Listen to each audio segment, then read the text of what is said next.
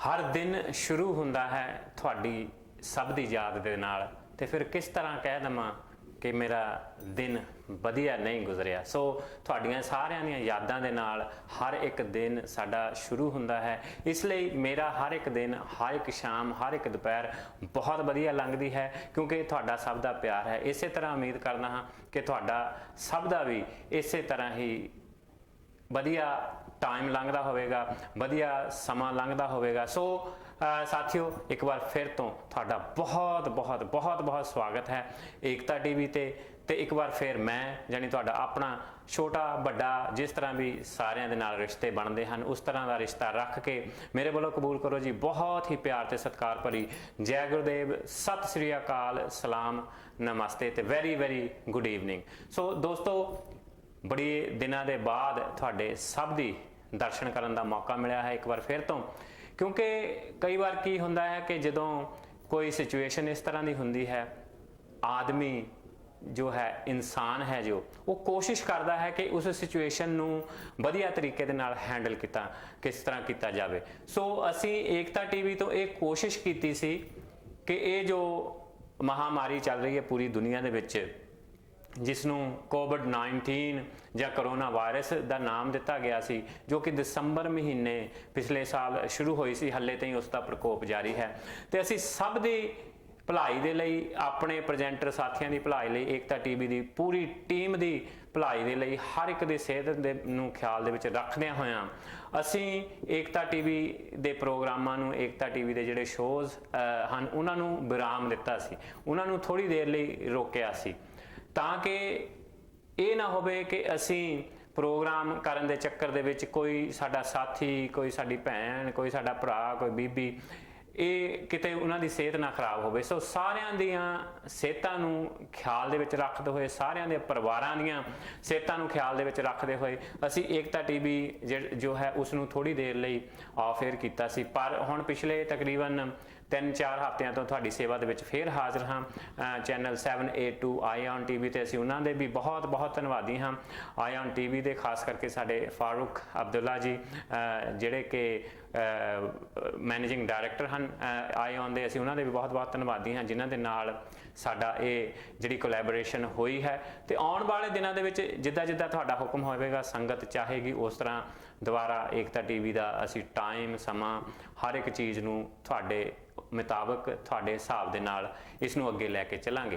फिलहाल जो एकता टीवी का समा है वो हर शुक्रवार 6 बजे तो लैके 7 बजे तक, हर ऐतवार जो कि इस वेले तुसीं देख रहे हो 6 बजे तो लैके 7 बजे तक, ते हर सोमवार 6 बजे तो लैके 7 बजे तक है। सो दोस्तों, जिस तरह मैं दस्सिया कि एकता टीवी थोड़े समय के लिए असी इस करके शोज़ हैं जिहड़े प्रोग्राम हैं बंद किए ਤਾਂ जो ये जो महामारी है इस दा प्रकोप घट जाए, ये खत्म हो जाए। सब ले दुआवां कीतियां। सो परमात्मा वाहिगुरू अल्लाह रब जिसनों भी सारे मानते हैं, सब ने दुआवां कीतियां। सो तकरीबन असी इस महामारी के प्रकोप तो फ्री हो रहे हैं। पर उसका मतलब ये नहीं सी कि एकता टीवी किते चला गया या बंद हो गया, असी सब का ख्याल रखते हुए ये कदम पुट्टिया सी। पर उत्थे बहुत ये अफसोस होंदा है कई बारी कि कई ऑर्गेनाइजेशनां दे जिहड़े वड्डे वड्डे अहुदेदार अपने आप नूं प्रधान कहाउंदे हन जां अपने आप नूं किसी ऑर्गेनाइजेशन दे मोहरी कहाउंदे हन, वो टीवी चैनलों ते बह के ये कहण लग पैंदे आ कि घंटे घंटे दे जिहड़े प्रोग्राम करदे सी वो तां किते गवाच गए, किते दौड़ गए। नहीं, मैं एक बार फिर तो संगतां नूं दस दवां कि असीं किते दौड़े नहीं। बाकी दूसरी गल ये है जी दोस्तों कि ईमानदारी दे नाल जिहड़ा काम हुंदा ना, वो थोड़ा ही हुंदा। बाकी तुसी लोगों दी भावनावां दे नाल खेड के, लोगों के बुरे वक्त का फायदा उठा के, पैसे इकट्ठे कर करके, अपनियां जेबां भर के, फिर तो तुसी भावें 24 घंटे की जगह 48 घंटे चलाई जाओ, कोई फर्क नहीं पैंदा। पर एकता टीवी का यह बिल्कुल मंतव नहीं है कि असी लोगों दी भावनावां दे नाल खेडीए जां लोगों के इमोशनल जिहड़ा है उन्होंने इमोशनली ब्लैकमेल करके, पैसे इकट्ठे करके अपनियां जेबां भरीए, ये साडा मतलब बिल्कुल नहीं है। सो मेरी चेतावनी है उन्होंने सारे अहुदेदारां नूं जिहड़े कि दूसरियां ऑर्गेनाइजेशनां दे हन, कहंदे हुंदे हन कि जदों फिर नचन लग गए तो फिर घुंड काहदा है ना। सो इस करके बिना वजह का जिहड़ा विवाद है उन्होंने खड़ा नहीं करना चाहिए। असी तो यह कहने हैं कि जी तुसी अपने घर राजी, तो असी जिहड़ी साडी दुनियादारी है, साडा सारा संसार आ, साडा मित्र, असी चाहुंदे हैं कि सारिਆਂ ਦੀ एकता होवे, असी उस दे विच राजी हाँ। जे कहंदे हन कि मैं हमेशा ये गल कहा करदा हाँ ਕਿ ਜਦੋਂ ਇਹ ਉਹ ਸਮਾਂ ਨਹੀਂ ਹੈ ਕਿ ਜਦੋਂ ਕਹਿੰਦੇ ਕਿ ਸਿਆਣੇ ਬਜ਼ੁਰਗ ਕਹਿੰਦੇ ਹੁੰਦੇ ਸੀ ਕਿ ਜੇ ਕੋਈ ਤੁਹਾਡੇ ਇੱਕ ਥੱਪੜ ਮਾਰੇ ਤਾਂ ਦੂਸਰਾ ਆਪਣੇ ਦੂਸਰੀ ਗੱਲ ਵੀ ਅੱਗੇ ਕਰ ਦਿਓ ਕਿ ਇੱਕ ਹੋਰ ਚਪੇੜ ਮਾਰ ਦੇ। ਨਹੀਂ ਨਹੀਂ ਨਹੀਂ ਨਹੀਂ ਨਹੀਂ, ਸਾਡਾ ਬਿਲਕੁਲ ਜਿੱਥੇ ਏਕਤਾ ਟੀਵੀ ਏਕਤਾ ਦਾ ਸੁਨੇਹਾ ਦਿੰਦਾ ਹੈ ਉੱਥੇ ਅਸੀਂ ਆਪਣੇ ਲਈ, ਆਪਣੇ ਆਪ ਲਈ, ਆਪਣੇ ਸਮਾਜ ਲਈ ਖੜੇ ਹੋਣਾ ਵੀ ਜਾਣਦੇ ਹਾਂ। ਸੋ ਸਾਡਾ ਇਹ ਜਿਹੜਾ ਸਾਡਾ ਮੰਤਵ ਆ ਨਾ, ਸਾਡਾ ਜਿਹੜਾ ਫਾਰਮੂਲਾ ਇਹ ਹੈ, ਸਾਡਾ ਫਾਰਮੂਲਾ ਉਹ ਬਜ਼ੁਰਗਾਂ ਵਾਲਾ ਨਹੀਂ ਹੁਣ ਕਿ ਜੇ ਤੁਹਾਡੇ ਕਿਸੇ ਨੇ ਇੱਕ ਥੱਪੜ ਮਾਰਿਆ ਤਾਂ ਦੂਸਰੀ ਵੀ ਗੱਲ ਮੋਹਰੇ ਕਰ ਦਿਓ ਵੀ ਕੋਈ ਨਹੀਂ ਲੈ ਇੱਕ ਹੋਰ ਮਾਰ ਲਾ। ਨਹੀਂ, ਸਾਡਾ ਉਹ ਫਾਰਮੂਲਾ ਨਹੀਂ। ਮੇਰਾ ਖਾਸ ਕਰਕੇ ਫਾਰਮੂਲਾ ਇਹ ਆ ਕਿ ਜੇ ਕੋਈ ਤੁਹਾਡੇ ਇੱਕ ਥੱਪੜ ਮਾਰਦਾ ਤਾਂ ਮੈਂ 10 ਮੋਹਰੇ ਮਾਰੂੰਗਾ, ਕਿਉਂਕਿ ਸ਼ੁਰੂਆਤ ਤੁਸੀਂ ਕੀਤੀ ਹੈ। ਸੋ ਇਸ ਕਰਕੇ ਮੇਰੀ ਬਹੁਤ ਦੋਨੋਂ ਹੱਥ ਜੋੜ ਕੇ ਨਿਮਰਤਾ ਸੇ ਤੇ ਬੇਨਤੀ ਹੈ, ਜਿਹੜੇ ਵੀ ਆਪਣੇ ਆਪ ਨੂੰ ਚੌਧਰੀ ਜਾਂ ਅਹੁਦੇਦਾਰ ਹੋਰ ਆਰਗੇਨਾਈਜੇਸ਼ਨਾਂ ਦੇ ਬਣੇ ਹਨ, ਕਿ ਆਪਣੇ ਆਪ ਨੂੰ ਥੋੜਾ ਕੰਟਰੋਲ 'ਚ ਰੱਖਿਆ ਕਰੋ, ਆਪਣੀ ਜ਼ੁਬਾਨ ਨੂੰ ਥੋੜਾ ਕੰਟਰੋਲ 'ਚ ਰੱਖਿਆ ਕਰੋ, ਕਿਉਂਕਿ ਮੀਡੀਆ ਦੇ ਵਿੱਚ ਜਦੋਂ ਕਹਿੰਦੇ ਹੁੰਦੇ ਨਾ ਵੀ ਗੱਲਾਂ ਹੋਣ ਲੱਗ ਜਾਣ, ਮੈਂ ਅੱਗੇ ਵੀ ਇੱਕ ਦਿਨ ਪਲੰਦੇ ਖੋਲ੍ਹੇ ਸੀ, ਬਹੁਤ ਸਾਰੀਆਂ ਚੀਜ਼ਾਂ ਸਾਡੇ ਕੋਲ ਵੀ ਦੱਸਣ ਨੂੰ ਹਨ। ਸੋ ਇਸ ਕਰਕੇ ਬੇਨਤੀ ਆ ਕਿ ਥੋੜਾ ਜਿਹਾ ਆਪਣਾ ਕੰਟਰੋਲ ਰੱਖਿਆ ਕਰੋ, ਤਾਂ ਕਿ ਸਾਨੂੰ ਫਿਰ ਮੌਕਾ ਨਾ ਦਿਆ ਕਰੋ ਕਿ ਮੇਰੇ ਕੋਲ ਤਾਂ ਪੰਡਾਂ ਦੀਆਂ ਪੰਡਾਂ ਪਈਆਂ, ਗੱਠਾਂ ਹੀ ਖੋਲ੍ਹਣੀਆਂ ਬਸ, ਹੈ ਨਾ। ਸੋ ਇਹ ਤਾਂ ਉਹਨਾਂ ਨੂੰ ਇੱਕ ਜਿਹੜੀ ਹੈ ਸਲਾਹ ਆ, ਚੇਤਾਵਨੀ ਨਹੀਂ ਸਲਾਹ ਆ, ਕਿਉਂਕਿ ਸਾਰੇ ਮੇਰੇ ਭੈਣ ਭਰਾ। ਬਾਕੀ ਅਸੀਂ ਇਹ ਬਿਲਕੁਲ ਨਹੀਂ ਕਰ ਸਕਦੇ ਏਕਤਾ ਟੀਵੀ ਤੋਂ ਕਿ ਲੋਕਾਂ ਨੂੰ ਇਹ ਕਹੀ ਜਾਓ, YouTube ਤੋਂ ਚੱਕ ਕੇ ਵੀਡੀਓ ਪਾਈ ਜਾਓ ਕਿ ਫਲਾਣੇ ਨੂੰ ਕੈਂਸਰ ਹੋ ਗਿਆ, ਉਹਦੇ ਲਈ ਅਸੀਂ ਇੰਨੇ ਪੈਸੇ ਦੇਣੇ ਆ, ਤੇ ਸਾਡੀਆਂ ਬੀਬੀਆਂ, ਮਾਵਾਂ, ਬਜ਼ੁਰਗ ਜਿਹੜੇ ਹੈਗੇ ਆ ਉਹ ਵਿਚਾਰੇ ਕੋਈ 100 ਪਾਉਂਡ, ਕੋਈ 200 ਪਾਉਂਡ, ਕੋਈ 300 ਪਾਉਂਡ ਉਹਨਾਂ ਦੇ ਲਈ ਇਕੱਠਾ ਕਰਕੇ ਦਿੰਦੇ ਹਨ, ਤੇ ਪਤਾ ਲੱਗਦਾ ਹੈ ਕਿ ਉਹ ਕਿਸੇ ਨੂੰ ਜਾਣਕਾਰੀ ਨਹੀਂ ਕਿ ਉਹ ਬਜ਼ੁਰਗ ਜਿਹਨੂੰ ਕੈਂਸਰ ਹੋਇਆ ਜਾਂ ਬੱਚੇ ਨੂੰ ਜਾਂ ਬੀਬੀ ਨੂੰ ਜਾਂ ਭਾਈ ਨੂੰ ਉਹ ਕਿਤੇ ਹੈ ਹੀ ਨਹੀਂ, ਪੈਸੇ ਕਿੱਥੇ ਜਾਂਦੇ, ਉਹ ਹਿਸਾਬ ਤਾਂ ਕਦੀ ਮਿਲਣਾ ਹੀ ਨਹੀਂ ਕਿਤੇੋਂ।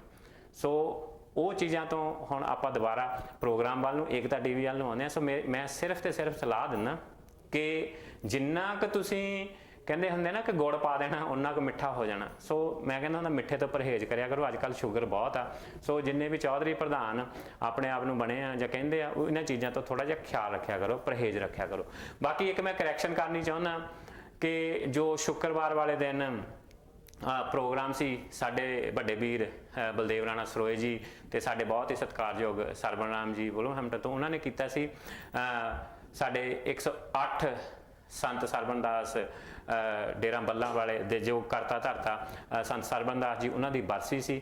ਤੇ ਉਸ ਪ੍ਰੋਗਰਾਮ ਦੇ ਵਿੱਚ ਹੋ ਸਕਦਾ ਕਿ ਬਾਈ ਮਿਸਟੇਕ ਉਹਨਾਂ ਨੇ ਜੋ ਇਨਫੋਰਮੇਸ਼ਨ ਪੜ੍ਹੀ, ਉਸ ਇਨਫੋਰਮੇਸ਼ਨ ਪੜ੍ਹਨ ਦੇ ਵਿੱਚ ਉਹਨਾਂ ਦੇ ਕੋਲੋਂ ਸੰਤ ਸਰਵਣ ਦਾਸ ਜੀ ਮਹਾਰਾਜ ਜੀ ਦੇ ਪਿਤਾ ਜੀ ਦਾ ਨਾਮ ਸ਼ਾਇਦ ਗਲਤ ਦੱਸਿਆ ਗਿਆ। ਸੋ ਉਹਦੇ ਲਈ ਮੈਂ ਆਪਣੇ ਵੱਲੋਂ, ਏਕਤਾ ਟੀਵੀ ਵੱਲੋਂ, ਸਾਡੀ ਪੂਰੀ ਟੀਮ ਵੱਲੋਂ ਤੁਹਾਡੇ ਸਭ ਸੰਗਤਾਂ ਕੋਲੋਂ ਮਾਫੀ ਮੰਗਦੇ ਹਾਂ ਕਿ ਜੇ ਕੋਈ ਉਹਦੇ ਵਿੱਚ ਗਲਤੀ ਹੋਈ ਹੋਵੇ ਤਾਂ ਤੁਹਾਡੇ ਕੋਲ ਅਸੀਂ ਖਿਮਾ ਦੇ ਜਾਚਕ ਹਾਂ, ਤੇ ਉਮੀਦ ਕਰਦੇ ਹਾਂ ਕਿ ਸਾਧ ਸੰਗਤ ਇਸ ਖਿਮਾ ਨੂੰ ਕਬੂਲ ਕਰੇਗੀ, ਮਾਫੀ ਨੂੰ ਕਬੂਲ ਕਰੇਗੀ। ਬਾਕੀ ਸਾਡਾ ਸਭ ਦਾ ਇਹ ਵੀ ਹੈ ਕਿ ਏਕਤਾ ਟੀਵੀ ਦਾ, ਪੂਰੀ ਟੀਮ ਦਾ ਇਹ ਹੈ ਵੀ ਜੇ ਕਿਤੇ ਜਾਣੇ ਅਣਜਾਣੇ ਕੋਈ ਗਲਤੀ ਹੋ ਗਈ ਹੈ ਤੇ ਸਾਡਾ ਇੰਨਾ ਕੁ ਜਿਗਰਾਤ ਹੈ ਕਿ ਅਸੀਂ ਉਸ ਚੀਜ਼ ਦੀ ਮਾਫੀ ਮੰਗ ਸਕੀਏ, ਅਸੀਂ ਉਸ ਚੀਜ਼ ਦੀ ਮਾਫੀ ਮੰਗਦੇ ਹਾਂ। ਬਾਕੀ ਇਹ ਨਹੀਂ ਹੈ ਕਿ ਨਾ ਸਾਨੂੰ ਇਹ ਹੈ ਕਿ ਘੰਟਾ ਟੀਵੀ ਸਕਰੀਨ ਤੇ ਬਹਿ ਜਾਓ ਤੇ ਇੱਕ ਲਫ਼ਜ਼ ਵੀ ਨਾ ਬੋਲੀਏ ਤੇ ਮੁੜ ਕੇ ਅਸੀਂ ਲੋਕਾਂ ਦੇ ਉੱਤੇ ਚਿੱਕੜ ਛੁੱਟਦੇ ਫਿਰੀਏ, ਇਸ ਤਰ੍ਹਾਂ ਦੀ ਕੋਈ ਵੀ ਗੱਲ ਨਹੀਂ ਹੈ। ਜੇ ਗਲਤੀ ਹੋਈ ਹੈ ਉਸ ਦੀ ਮਾਫੀ ਜ਼ਰੂਰ ਮੰਗਣੀ ਚਾਹੀਦੀ ਹੈ, ਤੇ ਮੈਂ ਦੋਵੇਂ ਹੱਥ ਜੋੜ ਕੇ ਆਪਣੇ ਵੱਲੋਂ, ਏਕਤਾ ਟੀਵੀ ਦੀ ਪੂਰੀ ਟੀਮ ਵੱਲੋਂ, ਜੇ ਉਹ ਅਣਜਾਣੇ ਦੇ ਵਿੱਚ ਗਲਤੀ ਹੋਈ ਹੈ ਉਸ ਦੀ ਮਾਫੀ ਮੰਗਦੇ ਹਾਂ। ਅੱਗੇ ਤੋਂ ਇਹਨਾਂ ਚੀਜ਼ਾਂ ਦਾ ਖਿਆਲ ਰੱਖਿਆ ਜਾਏਗਾ। ਸੋ ਅੱਜ ਦਾ ਜੋ ਇਹ ਦਿਹਾੜਾ ਹੈ ਸਾਡੇ ਲਈ ਇਤਿਹਾਸ ਦੇ ਵਿੱਚ ਜੋ ਹਾੜ ਦੀ ਸੰਗਰਾਂਦ ਹੈ, ਲੋਕ ਬਜ਼ੁਰਗ ਸਾਡਾ ਇਤਿਹਾਸ ਦੱਸਦਾ ਹੈ ਕਿ ਹਾੜ ਦੀ ਜੋ ਸੰਗਰਾਂਦ ਸੀ ਉਸ ਦਿਨ ਧੰਨ ਧੰਨ ਸਾਹਿਬ ਸਤਿਗੁਰੂ ਰਵਿਦਾਸ, ਗੁਰੂਆਂ ਦੇ ਗੁਰੂ ਸਤਿਗੁਰੂ ਰਵਿਦਾਸ ਜੀ ਮਹਾਰਾਜ ਇਸ ਦੁਨੀਆ ਤੋਂ ਅਕਾਲ ਚਲਾਣਾ ਕਰ ਗਏ, ਜੋਤੀ ਜੋਤ ਸਮਾ ਗਏ। ਸੋ ਅੱਜ ਸਤਿਗੁਰੂ ਰਵਿਦਾਸ ਜੀ ਮਹਾਰਾਜ ਜੀ ਦਾ ਜੋਤੀ ਜੋਤ ਦਿਵਸ ਹੈ। ਸੋ ਮੈਂ ਆਪਣੇ ਵੱਲੋਂ, ਪੂਰੇ ਸੰਸਾਰ ਵੱਲੋਂ, ਪੂਰੀ ਸੰਗਤ ਵੱਲੋਂ ਸਤਿਗੁਰੂ ਰਵਿਦਾਸ ਜੀ ਮਹਾਰਾਜ ਜੀ ਦੇ ਚਰਨਾਂ ਦੇ ਵਿੱਚ ਸ਼ਰਧਾ ਦੇ ਫੁੱਲ ਭੇਂਟ ਕਰਦੇ ਹਾਂ। ਉਹਨਾਂ ਨੂੰ ਪੂਰੀ ਕੌਮ ਵੱਲੋਂ ਸ਼ਰਧਾਂਜਲੀ ਭੇਟ ਕਰਦੇ ਹਾਂ। ਇਹ ਜੋ ਅੱਜ ਦਾ ਦਿਹਾੜਾ ਹੈ, ਜੋਤੀ ਜੋਤ ਸਮਾਏ ਦਿਵਸ ਹੈ, ਇਸ ਦੇ ਵਿੱਚ ਵੀ ਬਹੁਤ ਸਾਰੀਆਂ ਜੋ ਵੱਖਰੀਆਂ ਕਹਾਣੀਆਂ ਹਨ। ਬਹੁਤ ਸਾਰੇ ਲੋਕ ਅਸੀਂ ਇਹ ਕਹਿੰਦੇ ਹਾਂ ਕਿ ਜੋਤੀ ਜੋਤ ਦਿਵਸ ਸਮਾਏ ਹੈ, ਜੋ ਅੱਜ ਦੇ ਦਿਨ ਹਾੜ ਦੀ ਸੰਗਰਾਂਦ ਨੂੰ ਜੋ ਸੀ ਮਹਾਰਾਜ ਜੀ ਇਸ ਦੁਨੀਆ ਨੂੰ ਅਲਵਿਦਾ ਕਹਿ ਕੇ ਇਸ ਦੁਨੀਆ ਤੋਂ ਉਹ ਆਪਣੀ ਦੁਨੀਆ ਦੇ ਵਿੱਚ ਚਲੇ ਗਿਆ। ਕਿਉਂਕਿ ਜੋ ਵੀ ਇਸ ਦੁਨੀਆ ਦੇ ਵਿੱਚ ਸਰੀਰਕ ਤੌਰ ਤੇ ਆਇਆ ਹੈ, ਚਾਹੇ ਉਹ ਸਾਡੇ ਮਹਾਂਪੁਰਸ਼ ਹਨ, ਚਾਹੇ ਸਾਡੇ ਗੁਰੂ ਹਨ, ਉਹਨਾਂ ਨੂੰ ਇੱਕ ਦਿਨ ਇਹ ਦੁਨੀਆ ਛੱਡ ਕੇ ਜਾਣੀ ਪੈਣੀ ਹੈ। ਸੋ ਸਤਿਗੁਰੂ ਰਵਿਦਾਸ ਜੀ ਮਹਾਰਾਜ ਜੀ ਨੇ 150 ਸਾਲ ਦੇ ਕਰੀਬ ਜੋ ਆਪਣਾ ਜੀਵਨ ਹੈ ਉਹ ਇਸ ਦੁਨੀਆ ਦੇ ਵਿੱਚ ਗੁਜ਼ਾਰਿਆ ਤੇ ਉਸ ਤੋਂ ਬਾਅਦ ਹਾੜ ਦੀ ਜੋ ਸੰਗਰਾਂਦ ਸੀ ਉਸ ਦਿਨ ਉਹ ਇਸ ਦੁਨੀਆ ਨੂੰ ਅਲਵਿਦਾ ਕਹਿ ਕੇ ਇਸ ਦੁਨੀਆ ਨੂੰ ਛੱਡ ਕੇ ਆਪਣੇ ਸੱਚਖੰਡ ਵਿੱਚ ਜਾ ਬਰਾਚੇ। ਜੋਤੀ ਜੋਤ ਦਿਵਸ ਜੋ ਹੈ ਬਹੁਤ ਅਸੀਂ ਲੋਕ ਇਸ ਨੂੰ ਜੋਤੀ ਜੋਤ ਦਿਵਸ ਵੀ ਕਹਿੰਦੇ ਹਾਂ। ਜਿਸ ਤਰ੍ਹਾਂ ਮੈਂ ਕਿਹਾ ਕਿ ਕਈ ਇਸ ਦੇ ਸਰਾਊਂਡਿੰਗ ਵਿਵਾਦ ਵੀ ਹਨ। ਬਹੁਤ ਸਾਰੇ ਲੋਕਾਂ ਦਾ ਇਹ ਵੀ ਕਹਿਣਾ ਹੈ ਕਿ ਸਾਹਿਬ ਸਤਿਗੁਰੂ ਰਵਿਦਾਸ ਜੀ ਮਹਾਰਾਜ ਜੀ ਨੂੰ ਚਿਤੌੜ ਦੇ ਗੜੇ ਦੇ ਵਿੱਚ ਸ਼ਹੀਦ ਕੀਤਾ ਗਿਆ। ਉੱਥੇ ਉਹਨਾਂ ਨੂੰ ਤਸੀਹੇ ਦੇ ਕੇ ਜਾਂ ਕਿਸੇ ਵੀ ਤਰ੍ਹਾਂ ਉਹਨਾਂ ਦਾ ਜੋ ਇਸ ਦੁਨੀਆ ਤੋਂ ਜਾਣਾ ਸੀ ਉਹ ਇੱਕ ਨੈਚੁਰਲੀ ਨਹੀਂ ਸੀ, ਬਲਕਿ ਉਹਨਾਂ ਨੂੰ ਸ਼ਹੀਦ ਕੀਤਾ ਗਿਆ। ਪਰ ਇਹ ਮੈਂ ਜਾਂ ਕੋਈ ਨਹੀਂ, ਕਿਉਂਕਿ ਤੱਥ ਕੋਈ ਵੀ ਨਹੀਂ ਹੈ ਕਿ ਸਤਿਗੁਰੂ ਰਵਿਦਾਸ ਜੀ ਮਹਾਰਾਜ ਇਸ ਦੁਨੀਆ ਤੋਂ ਗਏ ਕਿਸ ਤਰ੍ਹਾਂ। ਇਹਦੇ ਪਿੱਛੇ ਜੋ ਵੀ ਇਤਿਹਾਸ ਹੈ, ਸਾਡਾ ਜੋ ਸਮਾਜਿਕ ਫਰਜ਼ ਹੈ, ਸਾਡਾ ਪੂਰੇ ਸਮਾਜ ਦਾ ਫਰਜ਼ ਹੈ, ਸਾਡੀ ਜੋ ਕੌਮ ਹੈ, ਜੋ ਸਤਿਗੁਰੂ ਰਵਿਦਾਸ ਜੀ ਮਹਾਰਾਜ ਜੀ ਦੇ ਅਸੀਂ ਬੱਚੇ ਹਾਂ, ਸਾਡਾ ਸਭ ਦਾ ਇਹ ਫਰਜ਼ ਬਣਦਾ ਹੈ ਕਿ ਅਸੀਂ ਇਹ ਚੀਜ਼ਾਂ ਦੀ ਖੋਜ ਕਰੀਏ। ਇਹਨਾਂ ਚੀਜ਼ਾਂ ਨੂੰ ਖੋਜ ਕੇ ਇਹਨਾਂ ਚੀਜ਼ਾਂ ਦੇ ਤੱਥ ਸਾਹਮਣੇ ਲਿਆ ਕੇ ਆਪਣੇ ਸਮਾਜ ਨੂੰ ਦੱਸੀਏ ਕਿ ਇਹ ਕਿਸ ਤਰ੍ਹਾਂ ਹੋਇਆ, ਆਹ ਕਿਸ ਤਰ੍ਹਾਂ ਹੋਇਆ, ਇਹ ਕਿਸ ਤਰ੍ਹਾਂ ਹੋਇਆ, ਬਜਾਏ ਇਸ ਦੇ ਕਿ ਅਸੀਂ ਇਹਨਾਂ ਦਿਨਾਂ ਦੇ ਉੱਤੇ ਵੀ ਪੈਸੇ ਇਕੱਠੇ ਕਰ ਕਰਕੇ ਆਪਣੀਆਂ ਜੇਬਾਂ ਭਰੀ ਜਾਈਏ। ਬਿਲਕੁਲ ਨਹੀਂ ਹੋਣਾ ਚਾਹੀਦਾ, ਕਿਉਂਕਿ ਜੇ ਅਸੀਂ ਇਹ ਮੀਡੀਆ ਚਲਾਉਂਦੇ ਹਾਂ, ਚਾਹੇ ਉਹ ਏਕਤਾ ਟੀਵੀ ਹੈ, ਚਾਹੇ ਸਾਡੇ ਸਮਾਜ ਨਾਲ ਸੰਬੰਧਿਤ ਹੋਰ ਵੀ ਜਿੰਨੇ ਮੀਡੀਆ ਹਨ, ਚਾਹੇ ਉਹ ਆਨਲਾਈਨ ਮੀਡੀਆ ਹਨ, ਚਾਹੇ ਮੇਨ ਸਟ੍ਰੀਮ ਮੀਡੀਆ ਹੈ, ਚਾਹੇ ਰੇਡੀਓ ਹੈ, ਚਾਹੇ ਪੇਪਰ ਮੀਡੀਆ ਹੈ, ਚਾਹੇ ਡਿਜੀਟਲ ਪਲੇਟਫਾਰਮ ਹੈ, ਸਭ ਨੂੰ ਇਹ ਚਾਹੀਦਾ ਹੈ ਕਿ ਅਸੀਂ ਆਪਣੇ ਸਮਾਜ ਦੇ ਪ੍ਰਤੀ ਜੋ ਜ਼ਿੰਮੇਵਾਰੀ ਹੈ ਉਸ ਨੂੰ ਸਮਝੀਏ। ਨਾ ਕਿ ਅਸੀਂ ਜਦੋਂ ਵੀ ਟੀਵੀ ਦੀ ਸਕਰੀਨ ਤੇ ਆਈਏ ਅਸੀਂ ਪੈਸੇ ਹੀ ਮੰਗੀ ਜਾਈਏ। ਨਹੀਂ, ਕਿਉਂਕਿ ਲੋਕ ਜਦੋਂ ਤੁਸੀਂ ਕੋਈ ਸੱਚੀ ਗੱਲ ਦੱਸੋਗੇ ਤੁਹਾਨੂੰ ਪੈਸੇ ਮੰਗਣ ਦੀ ਜ਼ਰੂਰਤ ਨਹੀਂ ਪੈਂਦੀ। ਇੱਕ ਟਾਈਮ ਅਜਿਹਾ ਵੀ ਸੀ, ਅਸੀਂ ਖੁਦ, ਮੈਂ ਇਸ ਚੀਜ਼ ਦਾ ਗਵਾਹ ਕਿ ਅਸੀਂ 10-10 15-15 ਮਿੰਟਾਂ ਦੇ ਵਿੱਚ ਕਿਸੇ ਚੈਨਲ ਨੂੰ 40-40 50-50 ਹਜ਼ਾਰ ਪਾਉਂਡ ਵੀ ਇਕੱਠਾ ਕਰਕੇ ਦਿੱਤਾ, ਪਰ ਕਿਸੇ ਨੂੰ ਸਮਾਜ ਦੇ ਨਾਲ ਉੱਥੇ ਕੋਈ ਲੈਣਾ ਦੇਣਾ ਨਹੀਂ। ਉਹਨਾਂ ਨੂੰ ਸਿਰਫ ਤੇ ਸਿਰਫ ਆਪਣੀਆਂ ਜੇਬਾਂ ਭਰਨ ਦੇ ਨਾਲ ਮਤਲਬ ਹੈ। ਸੋ ਜਿੱਥੇ ਮੀਡੀਆ ਦਾ ਇਹ ਫਰਜ਼ ਬਣਦਾ ਹੈ ਕਿ ਅਸੀਂ ਜੋ ਚੰਗਾ ਮਾੜਾ ਸਾਡੇ ਸਮਾਜ ਦੇ ਨਾਲ ਵਾਪਰਦਾ ਹੈ ਜਾਂ ਸਾਡੇ ਸਮਾਜ ਦੇ ਨਾਲ ਪਿੱਛੇ ਹੋਇਆ ਹੈ ਜਾਂ ਹੋਣ ਵਾਲੇ ਸਮੇਂ ਦੇ ਵਿੱਚ ਹੋ ਰਿਹਾ ਹੈ, ਜਾਂ ਅਸੀਂ ਆਪਣੇ ਸਮਾਜ ਨੂੰ ਅੱਗੇ ਕਿਸ ਤਰ੍ਹਾਂ ਲੈ ਕੇ ਜਾਣਾ ਹੈ, ਇਹਨਾਂ ਚੀਜ਼ਾਂ ਦੇ ਲਈ ਸਾਨੂੰ ਸਭ ਨੂੰ ਵਿਚਾਰਾਂ ਕਰਕੇ ਸਾਨੂੰ ਸਮਾਜ ਨੂੰ ਅੱਗੇ ਲਿਜਾਣ ਦੀਆਂ ਯੋਜਨਾਵਾਂ ਕਿਸ ਤਰ੍ਹਾਂ ਬਣਨੀਆਂ ਹਨ ਜਾਂ ਅੱਗੇ ਸਮਾਜ ਨੂੰ ਅੱਗੇ ਕਿਸ ਤਰ੍ਹਾਂ ਲੈ ਕੇ ਜਾਣਾ ਹੈ, ਉਸ ਦੇ ਵਿੱਚ ਜੋ ਸਾਡਾ ਮੀਡੀਆ ਹੁੰਦਾ ਹੈ ਨਾ, ਉਸ ਦਾ ਬਹੁਤ ਵੱਡਾ ਹੱਥ ਹੁੰਦਾ ਹੈ। ਸੋ ਇਸ ਲਈ ਮੇਰੀ ਸਾਰੇ ਮੀਡੀਆ ਪਲੇਟਫਾਰਮਸ ਹਨ ਜਿੰਨੇ ਵੀ, ਉਹਨਾਂ ਨੂੰ ਵੀ ਇਹ ਬੇਨਤੀ ਹੈ ਕਿ ਅਸੀਂ ਬਜਾਏ ਪੈਸੇ ਇਕੱਠੇ ਕਰਨ ਦੇ, ਬਜਾਏ ਹਰ ਵਕਤ ਪੈਸੇ ਮੰਗਣ ਦੇ, ਜੇ ਅਸੀਂ ਉਹਦੇ ਵਿੱਚੋਂ 20% ਟਾਈਮ ਵੀ ਹੈ ਨਾ ਜਿਹੜਾ ਆਪਣੇ ਸਮਾਜ ਪ੍ਰਤੀ ਕੁਝ ਜ਼ਿੰਮੇਵਾਰੀ ਸਮਝ ਕੇ ਉਸ ਪਾਸੇ ਨੂੰ ਲਾਈਏ, ਤਾਂ ਮੈਂ ਸੋਚਦਾ ਕਿ ਸਾਡੇ ਸਮਾਜ ਦਾ ਬਹੁਤ ਜੋ ਮੂਵਿੰਗ ਫੋਰਵਰਡ ਹੋ ਸਕਦੇ ਹਾਂ ਅਸੀਂ। ਸਾਡਾ ਸਮਾਜ ਆ, ਜੋ ਸਮਾਜ ਦੇ ਪ੍ਰਤੀ ਜੋ ਸਾਡੀਆਂ ਜ਼ਿੰਮੇਵਾਰੀਆਂ ਹਨ, ਅਸੀਂ ਜੇ ਉਸ ਨੂੰ 20% ਵੀ ਨਿਭਾ ਲਈਏ ਤਾਂ ਸਾਡਾ ਸਮਾਜ ਜਿਹੜਾ ਹੈ ਉਹਦਾ ਜੋ ਉਸ ਦਾ ਦਾਰੋ-ਮਦਾਰ, ਉਸ ਦੀ ਸ਼ਕਲ, ਉਸ ਦਾ ਆਉਣ ਵਾਲਾ ਭਵਿੱਖ ਬਦਲ ਸਕਦਾ ਹੈ। ਕਿਉਂਕਿ ਅੱਜ ਤੱਕ ਅਸੀਂ ਇਹ ਚੀਜ਼ਾਂ ਤੋਂ ਪਿੱਛੇ ਹਾਂ, ਮੀਡੀਆ ਤੋਂ। ਜੇ ਕੋਈ ਮੀਡੀਆ ਆਇਆ ਵੀ ਹੈ ਤਾਂ ਬਕਾਊ, ਜੇ ਕੋਈ ਕਿਸੇ ਨੇ ਗੱਲ ਵੀ ਕੀਤੀ ਹੈ, ਜੇ ਕੋਈ ਲੀਡਰ ਆਇਆ ਹੈ ਜਿਸ ਲੀਡਰ ਨੇ ਕੁਝ ਕਰਨ ਦੀ ਕੋਸ਼ਿਸ਼ ਕੀਤੀ ਹੈ ਸਮਾਜ ਦੇ ਲਈ, ਜਾਂ ਤਾਂ ਉਸ ਲੀਡਰ ਨੂੰ ਕਿਸੇ ਨਾ ਕਿਸੇ ਬਹਾਨੇ ਖਤਮ ਕਰ ਦਿੱਤਾ ਗਿਆ ਹੈ, ਜਿਸ ਤਰ੍ਹਾਂ ਸਾਹਿਬ ਸ਼੍ਰੀ ਕਾਂਚੀ ਰਾਮ, ਬਾਬਾ ਸਾਹਿਬ ਡਾਕਟਰ ਭੀਮ ਰਾਓ ਅੰਬੇਦਕਰ, ਤੇ ਜਾਂ ਫਿਰ ਉਹਨਾਂ ਦਾ ਜ਼ਮੀਰ ਖਰੀਦ ਲਿਆ ਜਾਂਦਾ ਹੈ। ਤੇ ਅੱਜ ਦੇ ਟਾਈਮ ਦੇ ਵਿੱਚ ਵੀ ਜੇ ਮੀਡੀਆ ਇਸ ਸਮਾਜ ਨੂੰ, ਲੋਕਾਂ ਨੂੰ, ਸਾਡੀ ਕੌਮ ਨੂੰ ਕੁਝ ਦੱਸ ਨਹੀਂ ਸਕਦਾ ਤਾਂ ਸਾਨੂੰ ਮੀਡੀਆ ਚਲਾਉਣ ਦਾ ਵੀ ਕੋਈ ਹੱਕ ਨਹੀਂ। ਮੈਂ ਹਮੇਸ਼ਾ ਇਹ ਕਹਿੰਦਾ, ਜਿਹੜੇ ਵੀ ਪਲੇਟਫਾਰਮ ਤੇ ਅਸੀਂ ਬਹਿੰਦੇ ਹਾਂ, ਅਸੀਂ ਕਹਿੰਦੇ ਹਾਂ ਕਿ ਮੇਰੇ ਵਰਗੇ ਦਾ, ਸਾਨੂੰ ਕਹਿੰਦੇ ਹੁੰਦੇ ਕਿ ਬਾਣੀ ਕਹਿੰਦੀ ਹੈ ਕਿ ਮੇਰਾ ਮੁਝ ਮੇਂ ਕੁਝ ਨਹੀਂ ਹੈ, ਜੋ ਕੁਝ ਹੈ ਸੋ ਤੇਰਾ। ਅਸੀਂ ਜੇ ਇੱਥੇ ਬੈਠ ਕੇ ਕੋਈ ਗੱਲਬਾਤ ਵੀ ਤੁਹਾਡੇ ਨਾਲ ਕਰਦੇ ਹਾਂ ਤਾਂ ਇਹ ਸਮਾਜ ਦੇ ਪ੍ਰਤੀ ਸਾਡੀ ਇੱਕ ਜ਼ਿੰਮੇਵਾਰੀ ਬਣਦੀ ਹੈ। ਸਮਾਜ ਨੇ ਸਾਨੂੰ ਇੱਕ ਜ਼ਿੰਮੇਵਾਰੀ ਦਿੱਤੀ ਹੈ, ਜੇ ਅਸੀਂ ਇਸ ਕਾਬਲ ਬਣਾਇਆ ਹੈ ਸਾਨੂੰ ਸਮਾਜ ਨੇ ਕਿ ਸਾਡੀ ਜ਼ੁਬਾਨ ਦੇ ਵਿੱਚੋਂ 4 ਗੱਲਾਂ ਨਿਕਲ ਸਕਦੀਆਂ ਹਨ, ਤੇ ਉਹ ਕੋਸ਼ਿਸ਼ ਕਰੀਏ ਕਿ ਅਸੀਂ ਸਮਾਜ ਦੇ ਫਾਇਦੇ ਲਈ ਉਹ ਚੀਜ਼ਾਂ, ਉਹ ਗੱਲਾਂ ਇਸ ਜ਼ੁਬਾਨ ਨੂੰ ਖੋਲੀਏ। ਮੇਰੇ ਪਿਤਾ ਜੀ ਹਮੇਸ਼ਾ ਕਿਹਾ ਕਰਦੇ ਸੀ ਕਿ ਫਰਕ ਸਿਰਫ ਲਫ਼ਜ਼ਾਂ ਦੇ ਹੇਰ-ਫੇਰ ਦਾ ਹੁੰਦਾ ਹੈ। ਤੁਸੀਂ ਕਿਸੇ ਨੂੰ ਓਏ ਕਹਿ ਕੇ ਬੁਲਾਉਣਾ ਤਾਂ ਵੀ ਟਾਈਮ ਓਨਾ ਹੀ ਲੱਗਣਾ, ਕਿਸੇ ਨੂੰ ਜੀ ਕਹਿ ਕੇ ਬੁਲਾਉਣਾ ਤੇ ਤਾਂ ਵੀ ਟਾਈਮ ਓਨਾ ਲੱਗਣਾ, ਤੁਹਾਡਾ ਐਫਰਟ ਵੀ ਓਨਾ ਲੱਗਣਾ, ਤੁਹਾਡੀ ਜ਼ੁਬਾਨ ਵੀ ਓਨੀ ਖੁੱਲਣੀ ਆ। ਇਹ ਡਿਪੈਂਡ ਤੁਹਾਡੇ ਤੇ ਕਰਦਾ ਕਿ ਤੁਸੀਂ ਕਿਸ ਤਰ੍ਹਾਂ ਕਿਸ ਨੂੰ ਬੁਲਾਉਣਾ ਹੈ। ਕਿਉਂਕਿ ਜੇ ਤੁਸੀਂ ਜਿਸ ਤਰ੍ਹਾਂ ਇਹ ਸਿਆਣੇ ਕਹਿੰਦੇ ਕਿ ਖੂਹ ਦੇ ਵਿੱਚ ਜਿਸ ਤਰ੍ਹਾਂ ਦੀ ਆਵਾਜ਼ ਮਾਰੋਗੇ ਉਸੇ ਤਰ੍ਹਾਂ ਦੀ ਆਵਾਜ਼ ਬਾਹਰ ਆਉਂਦੀ ਹੈ। ਜੇ ਅਸੀਂ ਕਿਸੇ ਨੂੰ ਓਏ ਕਹਿ ਕੇ ਬੁਲਾਵਾਂਗੇ ਤਾਂ ਅਗਲਾ ਸਾਨੂੰ ਇੱਕ ਨਹੀਂ 4 ਵਾਰੀ ਓਏ ਕਹਿ ਕੇ ਬੁਲਾਊਗਾ। ਮੇਰੀ ਤਾਂ ਆਦਤ ਸਿੱਧੀ ਹੈ ਜੀ, ਮੈਂ ਆਪਣੀ ਗੱਲ ਕਰ ਸਕਦਾ, ਕਿਸੇ ਦੀ ਮੈਨੂੰ ਉਹ ਮੈਂ ਕਿਸੇ ਦੀ ਗਾਰੰਟੀ ਨਹੀਂ ਲੈ ਸਕਦਾ, ਕਿਉਂਕਿ ਸਮਾਂ ਅੱਜ ਕੱਲ੍ਹ ਗਾਰੰਟੀਆਂ ਲੈਣ ਵਾਲਾ ਹੈ ਨਹੀਂ।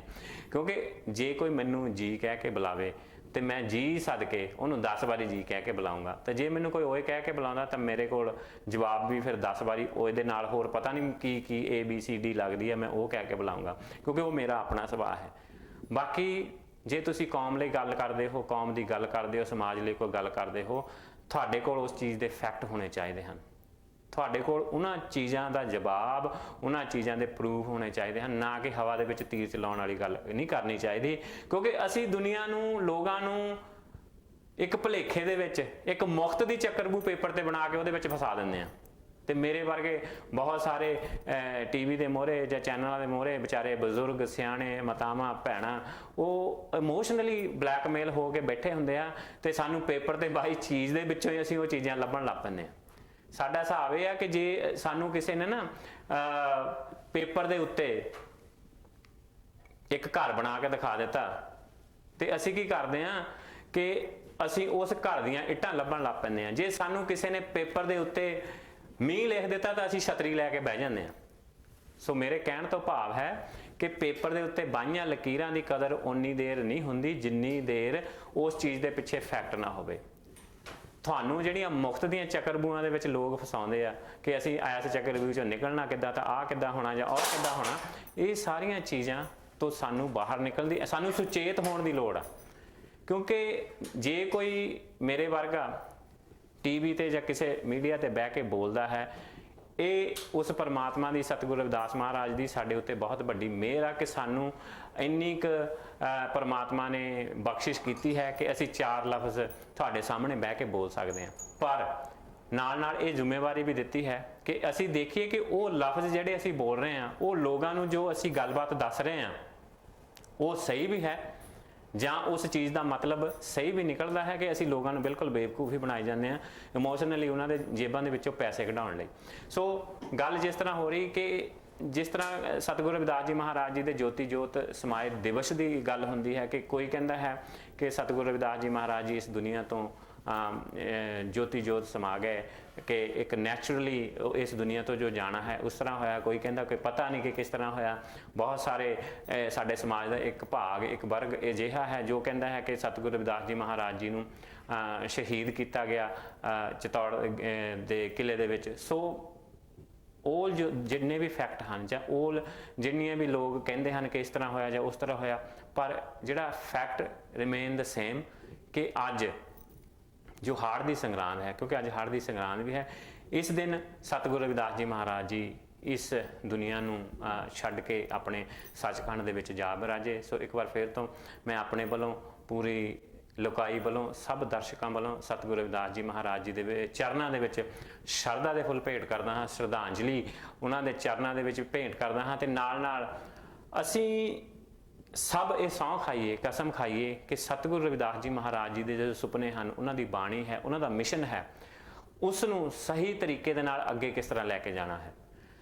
ਅਸੀਂ ਇਹ ਕੋਸ਼ਿਸ਼ ਨਾ ਕਰੀਏ ਕਿ ਸਤਿਗੁਰੂ ਰਵਿਦਾਸ ਜੀ ਮਹਾਰਾਜ ਜੀ ਨੂੰ ਪੁਜਾਰੀਆਂ ਵਾਲਾ ਗੁਰੂ ਨਾ ਬਣਾਈਏ। ਸਤਿਗੁਰੂ ਰਵਿਦਾਸ ਜੀ ਮਹਾਰਾਜ ਜੀ ਕ੍ਰਾਂਤੀਕਾਰੀ ਸੋਚ, ਕ੍ਰਾਂਤੀਕਾਰੀ ਬਾਣੀ, ਕ੍ਰਾਂਤੀਕਾਰੀ ਜੀਵਨ ਵਾਲੇ ਗੁਰੂ ਹੋਏ ਹਨ, ਗੁਰੂਆਂ ਦੇ ਗੁਰੂ ਹੋਏ ਹਨ, ਜਿਨ੍ਹਾਂ ਨੇ ਪੂਰੀ ਦੁਨੀਆ ਨੂੰ ਇੱਕ ਅਜਿਹਾ ਸੰਦੇਸ਼ ਦਿੱਤਾ ਹੈ।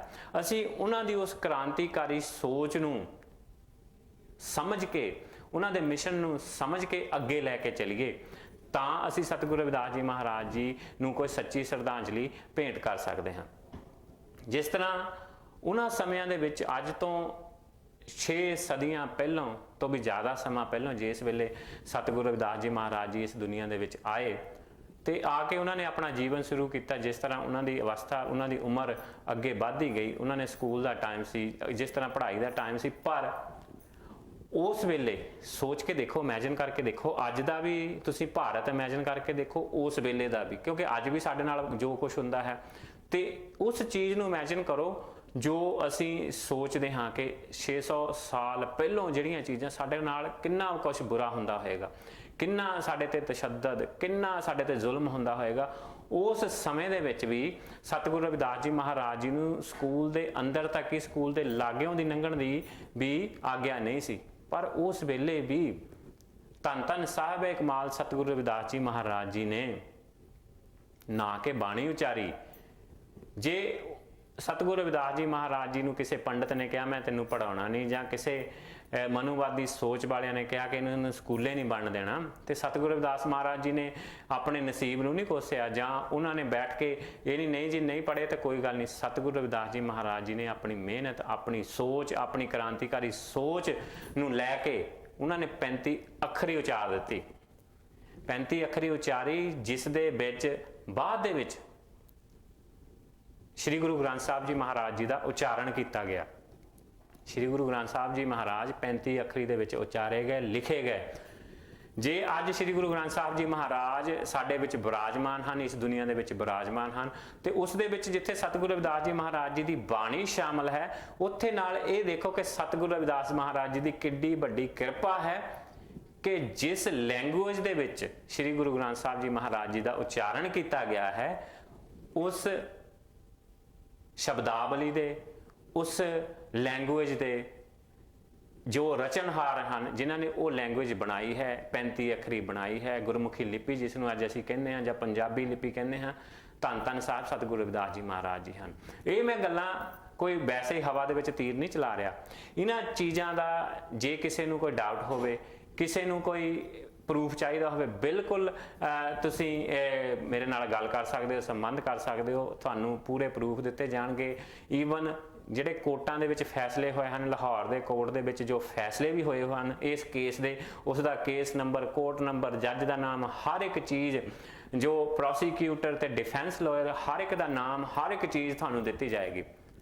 ਕਿਉਂਕਿ ਜਿੱਥੋਂ ਤਾਈਂ ਤੁਸੀਂ ਸਭ ਹੀ ਸਿਆਣੇ ਹੋ, ਮੈਂ ਤਾਂ ਚਲੋ ਜਿੰਨੀ ਕੁ ਮੇਰੀ ਸਮਝ ਹੈ, ਪਤਾ ਨਹੀਂ ਕੋਈ ਮੈਨੂੰ ਸਿਆਣਾ ਸਮਝਦਾ, ਕੋਈ ਬੇਅਕਲਾਈ ਕਹਿੰਦਾ, ਕੋਈ ਜੋ ਵੀ ਹਾਂ। ਮੈਂ ਆਪਣੀ ਮਾਂ ਲਈ ਤਾਂ ਬਹੁਤ ਅਕਲ ਵਾਲਾ ਸੀ, ਕਿਉਂਕਿ ਮਾਤਾ ਤਾਂ ਚਲੋ ਹੁਣ ਨਹੀਂ, ਪਰ ਉਹਨਾਂ ਦੇ ਲਈ ਤਾਂ, ਮਾਪਿਆਂ ਲਈ ਅਸੀਂ ਅਕਲ ਵਾਲੇ ਸੀ। ਪਰ ਉਹ ਜੋ ਚੀਜ਼ ਹੈ ਨਾ, ਕਿ ਜਦੋਂ ਤੁਸੀਂ ਕੋਈ ਵੀ ਚੀਜ਼ ਦੇਖਦੇ ਹੋ, ਉਹਦੀ ਪੈਰਵਾਈ ਕਰਦੇ ਹੋ, ਕਿਸੇ ਇਨਸਾਨ ਨੇ ਕੀਤੀ, ਤਾਂ ਉਸ ਪੈਰਵਾਈ ਦੇ ਜੋ ਲਾਹੌਰ ਕੋਰਟ ਦੇ ਵਿੱਚ ਫੈਸਲੇ ਹੋਏ ਸਤਿਗੁਰੂ ਰਵਿਦਾਸ ਜੀ ਮਹਾਰਾਜ ਜੀ ਦੇ ਨਾਮ ਦੇ ਨਾਲ ਉਹ ਸਟੰਪ ਲੱਗੀ ਕਿ ਇਹ ਜੋ 35 ਅੱਖਰੀ ਹੈ, ਇਹ ਸ਼੍ਰੀ ਗੁਰੂ ਰਵਿਦਾਸ ਜੀ ਮਹਾਰਾਜ ਜੀ ਨੇ ਉਚਾਰੀ ਹੈ। ਦੂਸਰੇ ਪਾਸੇ ਇਹ ਸੋਚ ਕੇ ਦੇਖੋ ਕਿ ਜੇ ਕਿਤੇ ਇਹ ਲੈਂਗੁਏਜ ਜਾਂ 35 ਅੱਖਰੀ ਕਿਸੇ ਹੋਰ ਮਹਾਪੁਰਸ਼ ਨੇ, ਜਿਸਨੇ ਵੀ ਲੈਂਗੁਏਜ ਉਚਾਰਨੀ ਸੀ, ਉਸਨੇ ਮਹਾਪੁਰਸ਼ ਹੀ ਹੋਣਾ ਸੀ। ਹੋਰ ਕਿਸੇ ਮਹਾਪੁਰਸ਼ ਦੀ ਹੁੰਦੀ, ਜਾਂ ਹੋਰ ਕਿਸੇ ਕੌਮ ਦੇ ਕਿਸੇ ਰਹਿਬਰ ਨੇ ਉਚਾਰੀ ਹੁੰਦੀ, ਤਾਂ ਉਹਨਾਂ ਨੇ ਇਸ ਲੈਂਗੁਏਜ ਨੂੰ ਪ੍ਰਚਾਰ ਕੇ ਇਸ ਤੋਂ ਕਿੰਨਾ ਵੱਡਾ ਫਾਇਦਾ ਲੈਣਾ ਸੀ। ਪਰ ਅਸੀਂ, ਸਾਡੀ ਇਹ ਨਾਸਮਝੀ ਇਹ ਹੈ ਕਿ ਅਸੀਂ ਇਹ ਜਾਣਦੇ ਹੋਏ ਵੀ ਕਿ 35 ਅੱਖਰੀ ਸਤਿਗੁਰੂ ਰਵਿਦਾਸ ਜੀ ਮਹਾਰਾਜ ਜੀ ਨੇ ਉਚਾਰੀ ਹੋਈ ਹੈ, ਗੁਰਮੁਖੀ ਲਿਪੀ ਸਤਿਗੁਰੂ ਰਵਿਦਾਸ ਜੀ ਮਹਾਰਾਜ ਜੀ ਦੀ ਉਚਾਰੀ ਹੋਈ ਹੈ, ਤੇ ਪੂਰਾ ਪੰਜਾਬ ਜੋ ਪੰਜਾਬੀ ਲਿਪੀ ਦੇ ਉੱਤੇ ਚੱਲਦਾ ਹੈ, ਜੋ ਸਾਡੇ ਸਕੂਲਾਂ ਕਾਲਜਾਂ ਦੇ ਵਿੱਚ ਪੜ੍ਹਾਈ ਹੁੰਦੀ ਹੈ, ਉਹ ਸਾਰੀ ਪੰਜਾਬੀ ਦੇ ਵਿੱਚ ਹੁੰਦੀ ਹੈ। ਪੰਜਾਬੀ ਯੂਨੀਵਰਸਿਟੀ ਚੰਡੀਗੜ੍ਹ ਜਾਂ ਮੋਹਾਲੀ, ਜਿੱਥੇ ਪੰਜਾਬ ਸਿੱਖਿਆ ਬੋਰਡ ਮੋਹਾਲੀ, ਜੋ ਕਿ ਪੂਰੀ ਪੰਜਾਬ ਦੀ ਸਿੱਖਿਆ ਨੂੰ ਕੰਟਰੋਲ ਕਰਦਾ ਹੈ, ਉਹ ਵੀ ਪੰਜਾਬੀ ਦੇ ਵਿੱਚ ਚੱਲਦਾ ਹੈ। ਪਰ ਦੇ ਨਾਲ ਦੀ ਨਾਲ ਤੁਸੀਂ ਇਹ ਦੇਖੋ ਕਿ ਸਾਡੀ ਇਹ ਕਿੰਨੀ ਬਦਕਿਸਮਤੀ ਹੈ, ਜਾਂ ਸਾਡੀ ਇਹ ਅਣਗਹਿਲੀ ਹੈ, ਜਾਂ ਸਾਡਾ ਇਹ ਨਲਾਇਕਪੁਣਾ ਹੈ। ਸ਼੍ਰੀ ਗੁਰੂ ਰਵਿਦਾਸ ਜੀ ਮਹਾਰਾਜ ਜੀ ਦੇ ਸਪੁੱਤਰ ਹੋਣ ਦੇ ਬਾਵਜੂਦ, ਉਹਨਾਂ ਦੀ ਕਮਿਊਨਿਟੀ ਹੋਣ ਦੇ ਬਾਵਜੂਦ ਸਾਡਾ ਇਹ ਨਲਾਇਕਪੁਣਾ ਹੈ ਕਿ ਅਸੀਂ ਪੰਜਾਬੀ ਸਿਲੇਬਸ ਦੇ ਵਿੱਚ ਅੱਜ ਤੱਕ ਇਹ ਕੁਐਸਚਨ ਵੀ ਨਹੀਂ ਪਵਾ ਸਕੇ ਕਿ ਪੰਜਾਬੀ ਲਿਪੀ ਦਾ ਉਚਾਰਨ ਕਿਸ ਨੇ ਕੀਤਾ। ਜਦ ਕਿ ਜੇ ਤੁਸੀਂ ਪੰਜਾਬੀ ਸਕੂਲਾਂ ਦੇ ਵਿੱਚ ਜਦੋਂ ਤੁਸੀਂ ਪੜ੍ਹੇ ਹੋ ਤਾਂ ਉੱਥੇ ਬਹੁਤ ਸਾਰੇ ਆਉਂਦੇ ਹਨ ਕਿ ਇਸ ਚੀਜ਼ ਦਾ ਪ੍ਰਸਤਾਵ ਲਿਖੋ, ਈਵਨ ਜਾਨਵਰਾਂ ਦੇ ਪ੍ਰਸਤਾਵ ਤੱਕ ਲਿਖਣ, ਐਸੇ ਲਿਖਣ ਤੱਕ ਤੁਹਾਨੂੰ ਆਉਂਦੇ ਹਨ। ਪਰ ਜਿਨ੍ਹਾਂ ਸਤਿਗੁਰਾਂ ਨੇ ਪੰਜਾਬੀ ਲਿਪੀ ਦਾ ਉਚਾਰਨ ਕੀਤਾ, 35 ਅੱਖਰੀ ਦਾ ਉਚਾਰਨ ਕੀਤਾ, ਉਹਨਾਂ ਦੇ ਬਾਰੇ ਪੰਜਾਬੀ ਲੈਂਗੁਏਜ ਦੇ ਵਿੱਚ, ਪੰਜਾਬੀ ਸਕੂਲਾਂ ਦੇ ਪ੍ਰੀਖਿਆ ਦੇ ਵਿੱਚ ਇੱਕ ਵੀ ਕੁਐਸਚਨ ਨਹੀਂ ਹੈ। ਇਹਦੇ ਵਿੱਚ ਸਾਡਾ ਨਲਾਇਕਪੁਣਾ ਹੈ, ਕਿਉਂਕਿ ਅਸੀਂ ਇਸ ਚੀਜ਼ ਦੀ ਫੋਲੋ ਅਪ ਹੀ ਨਹੀਂ ਕਰ ਸਕੇ। ਅਸੀਂ ਕੀ ਕਰ ਸਕੇ ਹਾਂ? ਅਸੀਂ ਸਟੇਜਾਂ ਤੇ ਖੜੇ ਹੋ ਕੇ ਆਪਣੇ ਆਪ ਨੂੰ ਅਸੀਂ ਇਹ ਦੱਸਦੇ ਹਾਂ। ਕੋਈ ਮੇਰੇ ਵਰਗਾ ਉੱਠ ਕੇ ਕਹਿ ਦਿੰਦਾ ਕਿ 94 ਕਰੋੜ ਦਾ ਮੈਂ ਗੁਰਦੁਆਰਾ ਬਣਾਤਾ, ਕੋਈ ਕਹੀ ਜਾਂਦਾ ਕਿ ਮੈਂ ਚੱਕਰਵਿਊਹ ਤੋੜ ਦਿੱਤਾ, ਇਹਨੂੰ ਤੋੜਨਾ ਕਿੱਦਾਂ, ਜਾਂ ਕੋਈ ਕਹਿ ਦਿੰਦਾ ਮੈਂ ਆਹ ਕਰ ਦਿੱਤਾ, ਮੈਂ ਉਹ ਕਰ ਦਿੱਤਾ, ਜਾਂ ਕੋਈ ਕਹਿੰਦਾ ਮੈਂ ਇੰਟਰਨੈਸ਼ਨਲ ਸਭਾਵਾਂ ਦਾ ਪ੍ਰਧਾਨ ਬਣ ਗਿਆ, ਕੋਈ ਕਹਿੰਦਾ ਮੈਂ ਇੰਨੇ ਗੁਰਦੁਆਰਿਆਂ ਦੇ ਵਿੱਚ ਪੈਸੇ ਦੇ ਕੇ ਮੈਂ ਉਹਨਾਂ ਦਾ ਚੇਅਰਮੈਨ ਬਣ ਗਿਆ। ਉਹਨਾਂ ਚੀਜ਼ਾਂ ਦੇ ਨਾਲ ਕੌਮ ਦਾ ਕੋਈ ਲੈਣਾ ਦੇਣਾ ਨਹੀਂ, ਨਾ ਕੌਮ ਦਾ ਕੋਈ ਭਲਾ ਹੋਣਾ। ਕੌਮ ਦਾ ਭਲਾ ਹੋਣਾ, ਕੌਮ ਨੂੰ ਕਿਸੇ ਚੀਜ਼ ਤੋਂ ਜੇ ਸੋਚ ਮਿਲਣੀ ਹੈ, ਕੋਈ ਸੇਧ ਮਿਲਣੀ ਹੈ, ਤੇ ਸਾਨੂੰ ਜੋ ਸਾਡਾ ਇੰਡੀਆ ਦਾ ਐਜੂਕੇਸ਼ਨ ਸਿਸਟਮ ਹੈ ਉਸ ਦੇ ਵਿੱਚ ਬਣਨਾ ਪੈਣਾ ਹੈ। ਕਿਉਂਕਿ ਸਾਨੂੰ ਮੇਰੇ ਵਰਗੇ ਬੈਠ ਕੇ ਰਿਜ਼ਰਵੇਸ਼ਨ ਦਾ ਰੌਲਾ ਪਾਈ ਜਾਂਦੇ ਕਿ ਰਿਜ਼ਰਵੇਸ਼ਨ ਹੋਣੀ ਚਾਹੀਦੀ, ਰਿਜ਼ਰਵੇਸ਼ਨ ਦੇ ਲਈ ਅਸੀਂ ਮੁਜ਼ਾਹਰੇ ਕਰਦੇ ਹਾਂ। ਰਿਜ਼ਰਵੇਸ਼ਨ ਤੁਹਾਨੂੰ 35% ਦੀ ਬਜਾਏ ਭਾਵੇਂ 70% ਵੀ ਦੇ ਦੇਣ, ਜਦ ਤੁਹਾਡਾ ਐਜੂਕੇਸ਼ਨ ਸਿਸਟਮ ਹੀ ਉਹਨਾਂ ਨੇ ਫਿਨਿਸ਼ ਕਰ ਦਿੱਤਾ। ਸਰਕਾਰੀ ਸਕੂਲਾਂ ਦੇ ਵਿੱਚ ਤੁਹਾਡੇ 90% ਬੱਚੇ ਪੜ੍ਹਦੇ ਆ। ਆਪਣੇ ਆਪ ਨੂੰ ਤੁਸੀਂ ਗਰੀਬ ਕਹਿੰਦੇ ਹੋ ਤਾਂ ਫਿਰ 90% ਬੱਚੇ ਤੁਹਾਡੇ ਸਰਕਾਰੀ ਸਕੂਲਾਂ ਦੇ ਵਿੱਚ ਪੜ੍ਹਦੇ। ਸਰਕਾਰੀ ਸਕੂਲਾਂ ਦੇ ਵਿੱਚ ਕੋਈ ਟੀਚਰ ਹੈ ਨਹੀਂ, ਕੋਈ ਬਿਲਡਿੰਗ ਹੈ ਨਹੀਂ, ਕੋਈ ਪੜ੍ਹਾਉਣ ਵਾਲਾ ਹੈ ਨਹੀਂ। ਜਦ ਤੁਹਾਨੂੰ ਐਜੂਕੇਸ਼ਨ ਹੀ ਨਹੀਂ ਮਿਲੇਗੀ ਤਾਂ ਤੁਸੀਂ ਰਿਜ਼ਰਵੇਸ਼ਨ ਕਿੱਥੋਂ ਲਾਓਗੇ? ਰਿਜ਼ਰਵੇਸ਼ਨ ਦੇ ਲੈਣ ਦੇ ਲਈ ਤੁਹਾਨੂੰ ਪਹਿਲਾਂ ਐਜੂਕੇਟ ਹੋਣਾ ਬੜਾ ਜ਼ਰੂਰੀ ਹੈ। ਤੁਹਾਨੂੰ ਐਜੂਕੇਸ਼ਨ ਜਿਹੜੀ ਆ ਉਹਨੂੰ ਇਕੱਠੇ ਕਰਨ ਦੀ ਲੋੜ ਹੈ। ਉਹਦੇ ਲਈ ਤੁਹਾਨੂੰ ਸਿਸਟਮ ਬਦਲਣਾ ਪਏਗਾ। ਅਸੀਂ ਇਹ ਗੱਲਾਂ ਮੈਂ ਤਾਂ ਕਰ ਰਿਹਾ ਕਿਉਂਕਿ ਅੱਜ ਜਿੱਥੇ ਸਾਡੇ ਲਈ ਇੱਕ ਇਹ ਦੁੱਖ ਭਰਿਆ ਦਿਨ ਹੈ, ਕਿਉਂਕਿ ਅੱਜ ਦੇ ਦਿਨ ਸਾਡੇ ਰਹਿਬਰ ਧੰਨ ਧੰਨ ਸਾਹਿਬ ਸਤਿਗੁਰੂ ਰਵਿਦਾਸ ਜੀ ਮਹਾਰਾਜ ਜੀ ਸਾਨੂੰ ਇਸ ਦੁਨੀਆ ਨੂੰ ਛੱਡ ਕੇ ਆਪਣੇ ਸੱਚਖੰਡ ਵਿੱਚ ਜਾ ਬਰਾਜੇ। ਪਰ ਅਸੀਂ ਅੱਜ ਜਦੋਂ ਗੁਰੂ ਘਰਾਂ ਦੇ ਵਿੱਚ ਜਾਂ ਉਹਨਾਂ ਦੇ ਨਾਮ ਲੈਵਾ ਜਿਹੜੀਆਂ ਸੰਸਥਾਵਾਂ ਹਨ ਉਹਨਾਂ ਦੇ ਵਿੱਚ ਜਦੋਂ ਅਸੀਂ ਬੈਠ ਕੇ ਗੱਲਾਂ ਕਰਦੇ ਹਾਂ ਕਿ ਅਸੀਂ ਮੱਥੇ ਟੇਕੀ ਜਾਂਦੇ ਹਾਂ, ਪੈਸੇ ਸਿੱਟ ਮੱਥੇ ਟੇਕੀ ਜਾਂਦੇ ਹਾਂ, ਜਾਂ ਮੇਰੇ ਵਰਗਾ ਕੋਈ ਬਹਿ ਕੇ ਟੀਵੀਆਂ ਤੇ ਰੇਡੀਓ ਤੇ ਪੈਸੇ ਇਕੱਠੀ ਕਰੇ ਜਾਂਦਾ ਹੈ ਉਹਨਾਂ ਦੇ ਨਾਮ ਤੇ ਲੈ ਕੇ ਕਿ ਇਹ ਜੋ ਮੀਡੀਆ ਹੈ ਜੀ ਸ੍ਰੀ ਗੁਰੂ ਰਵਿਦਾਸ ਜੀ ਮਹਾਰਾਜ ਜੀ ਦੇ ਨਾਮ ਨਾਲ ਉਹਨਾਂ ਦੇ ਕਰਕੇ ਚੱਲਦਾ ਹੈ, ਉਹਨਾਂ ਦੇ ਕਰਕੇ ਚੱਲਦਾ ਹੈ। ਸਾਨੂੰ ਇਮੋਸ਼ਨਲੀ ਬਲੈਕਮੇਲ ਕਰੀ ਜਾਂਦੇ ਸਾਡੇ ਘਰਾਂ 'ਚ ਵੜ ਕੇ। ਪਰ ਅਸੀਂ ਜੋ ਸਮਾਜ ਦਾ ਧਿਆਨ ਹੈ, ਜਿਸ ਪਾਸੇ ਲੈ ਕੇ ਜਾਣਾ ਚਾਹੀਦਾ ਹੈ, ਸਾਨੂੰ ਉਸ ਪਾਸੇ ਲੈ ਕੇ ਨਹੀਂ ਜਾਂਦੇ। ਅਸੀਂ ਸਮਾਜ ਨੂੰ ਇੱਕ ਡੂੰਘੀ ਖਾਈ ਜੋ ਹੈ ਨਾ, ਜੋ ਮਨੂਵਾਦ ਨੇ ਪੱਟੀ ਹੋਈ ਹੈ, ਉਸ ਦੇ ਵਿੱਚ ਹੋਰ ਸਿੱਟੀ ਜਾਂਦੇ। ਉਹਨਾਂ ਨੇ ਤਾਂ ਜੋ ਕਰਨਾ ਸੀ ਕਰ ਦਿੱਤਾ, ਉਹਨਾਂ ਨੂੰ ਹੁਣ ਕੁਛ ਸਾਡੇ ਖਿਲਾਫ ਕਰਨ ਦੀ ਲੋੜ ਨਹੀਂ, ਕਿਉਂਕਿ ਅਸੀਂ ਆਪਣੇ ਆਪ ਵਿੱਚ ਇਹ ਕੰਮ ਬੜੀ ਬਖੂਬੀ ਕਰ ਰਹੇ ਹਾਂ, ਬਹੁਤ ਵਧੀਆ ਤਰੀਕੇ ਦੇ ਨਾਲ ਕਰ ਰਹੇ ਹਾਂ ਕਿ ਅਸੀਂ ਆਪਣੇ ਸਮਾਜ ਨੂੰ ਉਸ ਖਾਈ ਦੇ ਵਿੱਚ ਧਕੇਲ ਰਹੇ ਹਾਂ। ਸਾਡੇ ਸਮਾਜ ਦੇ ਨਾਲ ਕੀ ਹੋ ਰਿਹਾ ਹੈ, ਉਹ ਦੁਖਾਂਤ, ਉਸ ਦੁੱਖਾਂ ਦੇ ਜ਼ਿੰਮੇਵਾਰ ਅਸੀਂ ਖੁਦ ਹਾਂ, ਕਿਉਂਕਿ ਅਸੀਂ ਅਸਰ ਕਰਨਾ ਹੀ ਨਹੀਂ ਚਾਹੁੰਦੇ। ਜਦੋਂ ਕੋਈ ਹਾਦਸਾ ਹੋ ਜਾਂਦਾ ਹੈ, ਜਿਸ ਤਰ੍ਹਾਂ ਪਿੱਛੇ ਜੇ ਇੱਕ ਹਾਦਸਾ ਹੋਇਆ ਕਿ ਸਾਡੇ ਸਮਾਜ ਦੀ ਇੱਕ ਭੈਣ ਨੂੰ ਉਹਨਾਂ ਨੇ ਇੱਕ ਸਿਰਫ ਪਾਣੀ ਭਰਨ ਕਰਕੇ ਪੂਰੇ ਪਿੰਡ ਦੇ ਵਿੱਚ ਉਹਨਾਂ ਨੇ ਉਹਨੂੰ ਕੁੱਟਿਆ, ਸਾਰਿਆਂ ਦੇ ਸਾਹਮਣੇ ਡਾਂਗਾ ਮਾਰੀਆਂ। ਮੈਂ ਕਹਿੰਦਾ ਕਿ ਉਸ ਪਿੰਡ ਦੇ ਵਿੱਚ ਇਕੱਲੀ ਉਹ ਔਰਤ ਤਾਂ ਨਹੀਂ ਸੀ ਸਾਡੇ ਸਮਾਜ ਦੇ ਨਾਲ ਸੰਬੰਧਿਤ, ਉੱਥੇ ਸੈਂਕੜੇ ਹੋਰ ਬੰਦੇ ਹੋਣਗੇ, ਔਰਤਾਂ ਹੋਣਗੀਆਂ, ਮਰਦ ਹੋਣਗੇ, ਜਿਹੜੇ ਉਸ ਵੇਲੇ ਮੋਬਾਈਲ ਲੈ ਕੇ ਵੀਡੀਓ ਵੀ ਬਣਾ ਰਹੇ ਸੀ। ਉਹ ਡਾਂਗਾ ਮਾਰਨ ਵਾਲੇ ਤਾਂ 4 ਬੰਦੇ ਹੀ ਸੀ ਨਾ, ਬਾਕੀ ਜਿਹੜਾ ਸਾਡਾ ਸਮਾਜ ਸੀ ਉਹ ਕਿੱਥੇ ਸੀ? ਉਹਨਾਂ ਨੇ ਉਹਨਾਂ ਨੂੰ ਫੜ ਕੇ ਬੰਦੇ ਕਿਉਂ ਨਹੀਂ ਬਣਾਇਆ? ਉੱਥੇ ਕਮਜ਼ੋਰੀ ਸਾਡੀ ਆ। ਅਸੀਂ ਫਿਰ ਬੈਠ ਕੇ ਪਿੱਟਦੇ ਹਾਂ ਕਿ ਅਸੀਂ ਸਾਡੇ ਆਹ ਕੀਤਾ ਉਹ ਕੀਤਾ, ਕਿਉਂਕਿ ਸਾਡੇ ਤੇ ਕੋਈ ਜ਼ੁਲਮ ਤਾਂ ਕਰਦਾ ਕਿਉਂਕਿ ਅਸੀਂ ਜ਼ੁਲਮ ਹੋਣ ਦਿੰਦੇ ਹਾਂ। ਜਦੋਂ ਅਸੀਂ ਆਪਣੇ ਜ਼ਮੀਰ ਜਗਾ ਲਏ ਤੇ ਸਾਡੇ ਤੇ ਕੋਈ ਜ਼ੁਲਮ ਨਹੀਂ ਕਰ ਸਕਦਾ। ਜਦੋਂ ਅਸੀਂ ਆਪਣਾ ਸਟੈਂਡ ਲੈ ਲਿਆ, ਅਸੀਂ ਕੋਈ ਉਸ ਵੇਲੇ ਸਾਡੇ ਤੇ ਕੋਈ ਜ਼ੁਲਮ ਨਹੀਂ ਕਰ ਸਕਦਾ। ਮੈਂ ਗੱਲ ਕਰਦਾ ਸੀ ਪਿਛਲੇ ਹਫ਼ਤੇ ਆਪਣੇ ਸਾਥੀਆਂ ਨਾਲ ਪਰਸੋਂ ਕਿ ਮੈਂ ਇੰਡੀਆ ਗਿਆ ਤੇ ਉੱਥੇ ਤੁਸੀਂ ਸਾਰਿਆਂ ਨੂੰ ਪਤਾ ਕਿ ਪਿੰਡਾਂ ਦੇ ਵਿੱਚ, ਸ਼ਹਿਰਾਂ ਦੇ ਵਿੱਚ, ਮੁਹੱਲਿਆਂ ਦੇ ਵਿੱਚ ਚੌਂਕੀਦਾਰ ਰੱਖੇ ਹੁੰਦੇ ਆ। ਅਸੀਂ ਸਾਰੇ ਜਿੰਨਾ ਵੀ, ਚਾਹੇ ਮੁਹੱਲਾ ਹੋਵੇ, ਚਾਹੇ ਪਿੰਡ ਹੋਵੇ, ਚਾਹੇ ਸ਼ਹਿਰ ਦੇ ਵਿੱਚ ਜਿੰਨੇ ਵੀ ਘਰ ਹੁੰਦੇ ਹਨ, ਤੁਹਾਡੀ ਕਲੋਨੀ ਦੇ ਵਿੱਚ ਜੋ ਚੌਂਕੀਦਾਰ ਆਉਂਦਾ ਹੈ ਨਾ, ਉਹ ਰਾਤ ਨੂੰ ਇੱਕ ਤਾਂ ਉਹਨੇ ਹੱਥ ਦੇ ਵਿੱਚ ਸਰੀਆ ਫੜਿਆ ਹੁੰਦਾ ਕਿ ਉਹ ਰੋਡ ਤੇ ਉਹਨੂੰ ਘਸਾਉਂਦਾ ਜਾਂਦਾ, ਤਾਂ ਉਹਦੀ ਬੜੀ ਆਵਾਜ਼ ਆਉਂਦੀ, ਤੁਹਾਡੇ ਕੰਨਾਂ ਦੇ ਵਿੱਚ ਪਾਉਂਦੀ, ਨੀਂਦ ਨਹੀਂ ਆਉਂਦੀ। ਤੇ ਦੂਸਰਾ ਉਹ ਨਾਲ ਫਿਰ ਹੋਕਾ ਦਿੰਦਾ ਕਿ ਜਾਗਦੇ ਰਹੋ, ਜਾਗਦੇ ਰਹੋ, ਜਾਗਦੇ ਰਹੋ। ਤੇ ਉਹ ਇਸੇ ਤਰ੍ਹਾਂ ਸੀ। ਜਦੋਂ ਦੇਖਿਆ ਕਿ ਉਹ ਦੂਸਰੇ ਤੀਸਰੇ ਦਿਨ ਫਿਰ ਸਾਡੇ ਘਰ ਵੀ ਆ ਗਿਆ ਪੈਸੇ ਲੈਣ ਆਪਣੇ, ਤੇ ਜਦੋਂ ਸਵੇਰੇ ਉਹ ਗੇਟ ਤੇ ਆਇਆ ਤੇ ਉਹ ਮੇਰੇ ਘਰ ਦੇ ਕਹਿੰਦੇ ਕਿ ਉਹ ਬਾਹਰ ਪੈਸੇ ਦੇ ਦਈਏ, ਚੌਂਕੀਦਾਰ ਆਇਆ। ਮੈਂ ਕਿਹਾ ਉਸ ਨੂੰ ਅੰਦਰ ਬੁਲਾਓ, ਚਾਹ ਪਾਣੀ ਉਹਦੇ ਨਾਲ, ਮੈਂ ਕਿਹਾ ਵੀ ਭਾਈ ਸਾਹਿਬ ਬੈਠੋ, ਚਾਹ ਪਾਣੀ ਪੀਓ। ਬੈਠੇ, ਮੈਂ ਕਿਹਾ ਭਾਈ ਸਾਹਿਬ ਬਈ ਮੈਨੂੰ ਇੱਕ ਗੱਲ ਦੱਸੋ ਵੀ ਜਿਹੜੀ ਤੁਹਾਡੀ ਜੌਬ ਆ ਉਹ ਕੀ ਆ? ਉਹ ਕਹਿੰਦਾ ਜੀ ਭਾਈ ਸਾਹਿਬ ਮੇਰੀ ਜੌਬ ਆ ਤੁਹਾਡੇ ਸਾਰੇ ਮੁਹੱਲੇ ਦੀ ਰਾਖੀ ਕਰਨੀ। ਮੈਂ ਕਿਹਾ ਬਿਲਕੁਲ। ਮੈਂ ਕਿਹਾ ਜੋ 100 200 ਰੁਪਈਆ ਹਰ ਇੱਕ ਘਰ ਤੁਹਾਨੂੰ ਦਿੰਦਾ, ਕਿਸ ਗੱਲ ਦਾ ਦਿੰਦਾ? ਕਹਿੰਦਾ ਜੀ ਮੁਹੱਲੇ ਦੀ ਚੌਂਕੀਦਾਰੀ ਕਰਨ ਨੂੰ। ਮੈਂ ਕਿਹਾ ਚੌਂਕੀਦਾਰੀ ਦਾ ਮਤਲਬ ਇਹ ਹੋਇਆ ਨਾ ਕਿ ਤੁਸੀਂ ਆਪਣੀ ਜੌਬ ਕਰੋ, ਚੌਂਕੀਦਾਰੀ ਕਰੋ ਤਾਂ ਕਿ ਸਾਰਾ ਮੁਹੱਲਾ ਆਰਾਮ ਦੇ ਨਾਲ ਸੌਂ ਸਕੇ। ਕਹਿੰਦਾ ਜੀ ਬਿਲਕੁਲ ਸੌਂ ਸਕੇ, ਇਹ ਮੇਰੀ ਜੌਬ ਆ। ਮੈਂ ਕਿਹਾ ਜੀ ਤੁਸੀਂ ਤਾਂ ਸਾਰੀ ਰਾਤ ਸੜਕ ਤੇ ਸੜੀਆ ਘੜੀਸ ਕੇ ਨਾਲ ਹੋਕਾ ਦੇਈ ਜਾਂਦੇ ਹੋ ਕਿ ਜਾਗਦੇ ਰਹੋ, ਜਾਗਦੇ ਰਹੋ, ਤਾਂ ਫਿਰ ਤੁਹਾਨੂੰ ਚੌਂਕੀਦਾਰ ਰੱਖਣ ਦਾ ਕੀ ਫਾਇਦਾ ਹੋਇਆ ਜੇ ਸਾਰਿਆਂ ਨੇ ਜਾਗ ਕੇ ਆਪ ਹੀ ਸਾਰੀ ਰਾਤ ਜਾਗਦੇ ਰਹਿਣਾ? ਫਿਰ ਤਾਂ ਪਹਿਰੇਦਾਰੀ ਦਾ ਤੁਹਾਡਾ ਕੋਈ ਫਾਇਦਾ ਨਹੀਂ ਹੋਇਆ ਨਾ, ਵੀ ਫਿਰ ਤੁਸੀਂ ਆਪਣੀ ਜੌਬ ਇਮਾਨਦਾਰੀ ਨਾਲ ਨਹੀਂ ਕਰ ਰਹੇ। ਉਹ ਕਹਿੰਦਾ ਜੀ ਭਾਜੀ ਗੱਲ ਤੁਹਾਡੀ ਮੇਰੇ ਸਮਝ ਆ ਗਈ, ਅੱਜ ਤੋਂ ਬਾਅਦ ਮੈਂ ਹੋਕਾ ਨਹੀਂ ਦਊਂਗਾ, ਮੈਂ ਆਪਣੀ ਜਿਹੜੀ ਜੌਬ ਆ ਉਹਨੂੰ ਇਮਾਨਦਾਰੀ ਦੇ ਨਾਲ ਕਰੂੰਗਾ।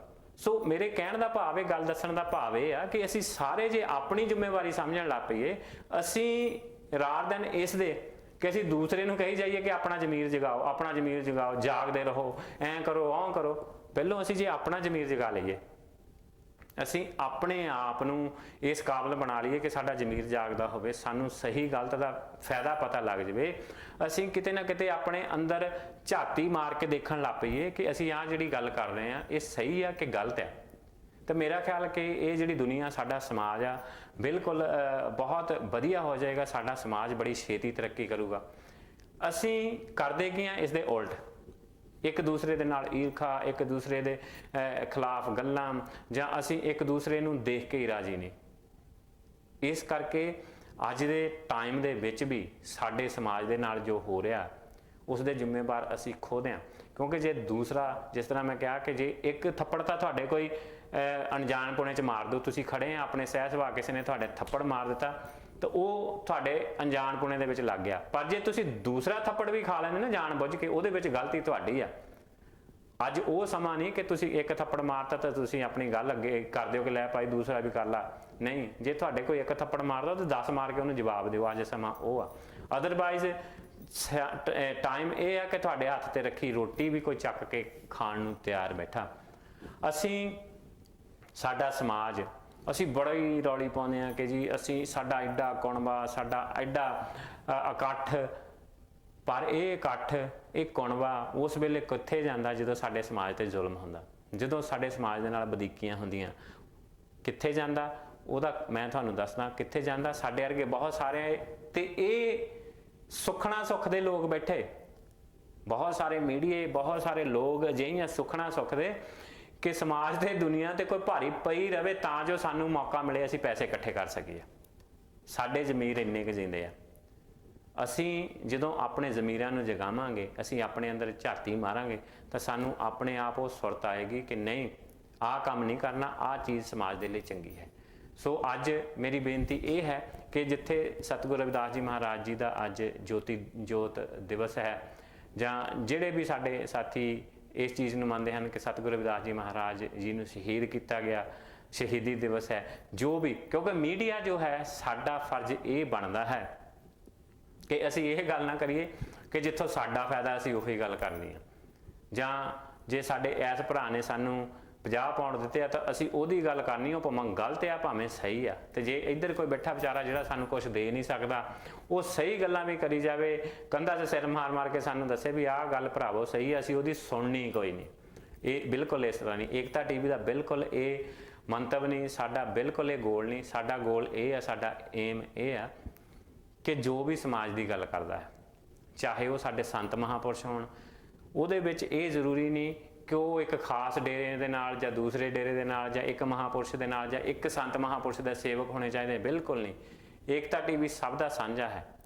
ਇੱਥੇ ਹਰ ਇੱਕ ਨੂੰ ਇਹ ਜੋ ਪਲੇਟਫਾਰਮ ਹੈ ਏਕਤਾ ਟੀਵੀ, ਇਹ ਸਭ ਦਾ ਸਾਂਝਾ ਹੈ, ਹਰ ਇੱਕ ਨੂੰ ਮੌਕਾ ਦਿੱਤਾ ਜਾਏਗਾ। ਪਰ ਬਸ਼ਰਤ ਇਹ ਆ, ਏਕਤਾ ਟੀਵੀ ਦੀ ਸਾਡੀ ਸਭ ਦੀ ਇੱਕ ਸ਼ਰਤ ਇਹ ਹੈ ਕਿ ਉਹਦਾ ਮਤਲਬ ਇਹ ਨਹੀਂ ਜੇ ਅਮਰਜੀਤ ਮੱਲ ਨੇ ਜਾਂ ਸਤਪਾਲ ਸਰੋਏ ਨੇ ਜਾਂ ਬਲਦੇਵ ਰਾਣਾ ਸਰੋਏ ਨੇ ਜਾਂ ਕਿਸੇ ਨੇ ਇਹ ਗੱਲ ਟੀਵੀ ਤੇ ਬਹਿ ਕੇ ਕਹਿ ਦਿੱਤੀ ਕਿ ਸਾਰਿਆਂ ਨੂੰ ਮੌਕਾ ਦਿੱਤਾ ਜਾਏਗਾ, ਉਸ ਮੌਕੇ ਦਾ ਮਤਲਬ ਇਹ ਨਹੀਂ ਕਿ ਤੁਸੀਂ ਇਸ ਪਲੇਟਫਾਰਮ ਤੇ ਬਹਿ ਕੇ ਜੋ ਮਰਜ਼ੀ ਕਹੀ ਜਾਓ। ਨਹੀਂ, ਏਕਤਾ ਦਾ ਮਤਲਬ ਏਕਤਾ।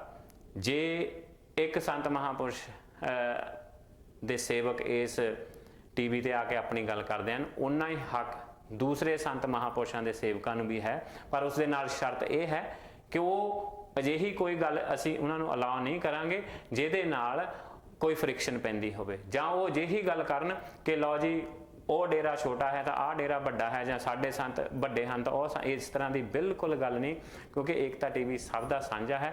ਐਂਡ ਸਾਡੇ ਲਈ ਏਕਤਾ ਟੀਵੀ ਲਈ, ਏਕਤਾ ਟੀਵੀ ਦੀ ਪੂਰੀ ਟੀਮ ਦੇ ਲਈ, ਸਾਡੇ ਲਈ ਪੂਰੇ ਜਿੰਨੇ ਵੀ ਸੰਤ ਮਹਾਂਪੁਰਸ਼ ਸਾਡੇ ਸਮਾਜ ਦੇ ਹਨ, ਜਿੰਨੇ ਵੀ ਸਾਡੇ ਸਮਾਜ ਦੇ ਡੇਰੇ ਹਨ, ਜਿਹੜੇ ਸਾਡੇ ਸਮਾਜ ਲਈ ਚੰਗਾ ਕੰਮ ਕਰਦੇ ਹਨ, ਜਿਹੜੇ ਸੰਤ ਮਹਾਂਪੁਰਸ਼ ਸਾਡੇ ਸਮਾਜ ਲਈ ਚੰਗਾ ਕੰਮ ਕਰਦੇ ਹਨ, ਸਮਾਜ ਨੂੰ ਅਗਾਂਹ ਵਧੂ ਚੀਜ਼ਾਂ ਦੇ ਨਾਲ ਜੋੜਦੇ ਹਨ, ਅਗਾਂਹ ਵਧੂ ਸੋਚ ਦੇ ਨਾਲ ਜੋੜਦੇ ਹਨ, ਉਹ ਸਾਰੇ ਸਤਿਕਾਰਯੋਗ ਹਨ। ਏਕਤਾ ਟੀਵੀ ਉਹਨਾਂ ਸਾਰਿਆਂ ਦਾ ਸਤਿਕਾਰ ਕਰਦਾ ਹੈ, ਸਾਰਿਆਂ ਦਾ ਆਦਰ ਮਾਣ ਕਰਦਾ ਹੈ।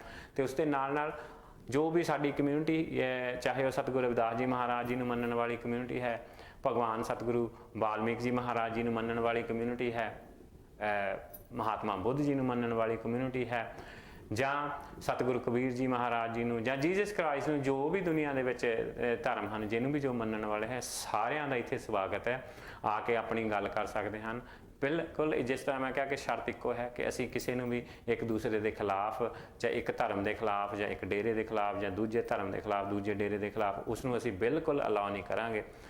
बाकी जिस तरह एकता टीवी मैं तुहानूं दस्सिया कि हुण ये जो महामारी है तकरीबन खत्म हो चली है, उस दे लई हुण एकता टीवी जो दोबारा शुरू असी कीता है, ये साडा सारिआं दा, पूरी टीम का एक डिसीजन सी कि जिन्नी देर ये महामारी का प्रकोप है उन्नी देर असी किसी दी भी सेहत नूं जां किसी दी भी जिंदगी नूं रिस्क दे विच नहीं पाउणा, खतरे दे विच नहीं पाउणा, जिस करके असी टीवी नूं थोड़ी देर लई बंद कीता सी। हुण 3 घंटे टीवी चलदा है, तो बहुत सारे लोग जिहड़े गल्लां करदे हन उन्हां नूं मैं याद करवा देवां कि जदों असी दूसरा भी टीवी चलाया सी 1-2 साल तक असी 1 घंटा ही प्रोग्राम करते रहे सी, ते उस टीवी नूं भी जे अगे लैके गए तो सारी दुनिया अगे लैके गई। जिन्ना भी समाजिक मीडिया है उसनूं समाज अगे लैके जाता है, उसनूं मैं जां कोई एक सो कोल चौधरी जां प्रधान जां चेयरमैन वो नहीं लैके जाता, उन्होंने जिन्नी देर समाज का साथ ना होवे उन्नी देर कोई भी चीज़ जिहड़ी है वो कामयाब नहीं हो सकती, खास करके जिहड़ी समाज दे नाल संबंधित होवे। क्योंकि मैं जे जिस तरह मैं पहले भी कहा कि मैं हुण 1 घंटे दे विच 4-4 सूट बदल के बैठी जावां तो गल मैं तुहानूं कोई काम दी करां ना, तुहानूं मैं कोई गल काम दी ना दसां तो मेरे सूट बदलियां दा भी की फायदा है ना।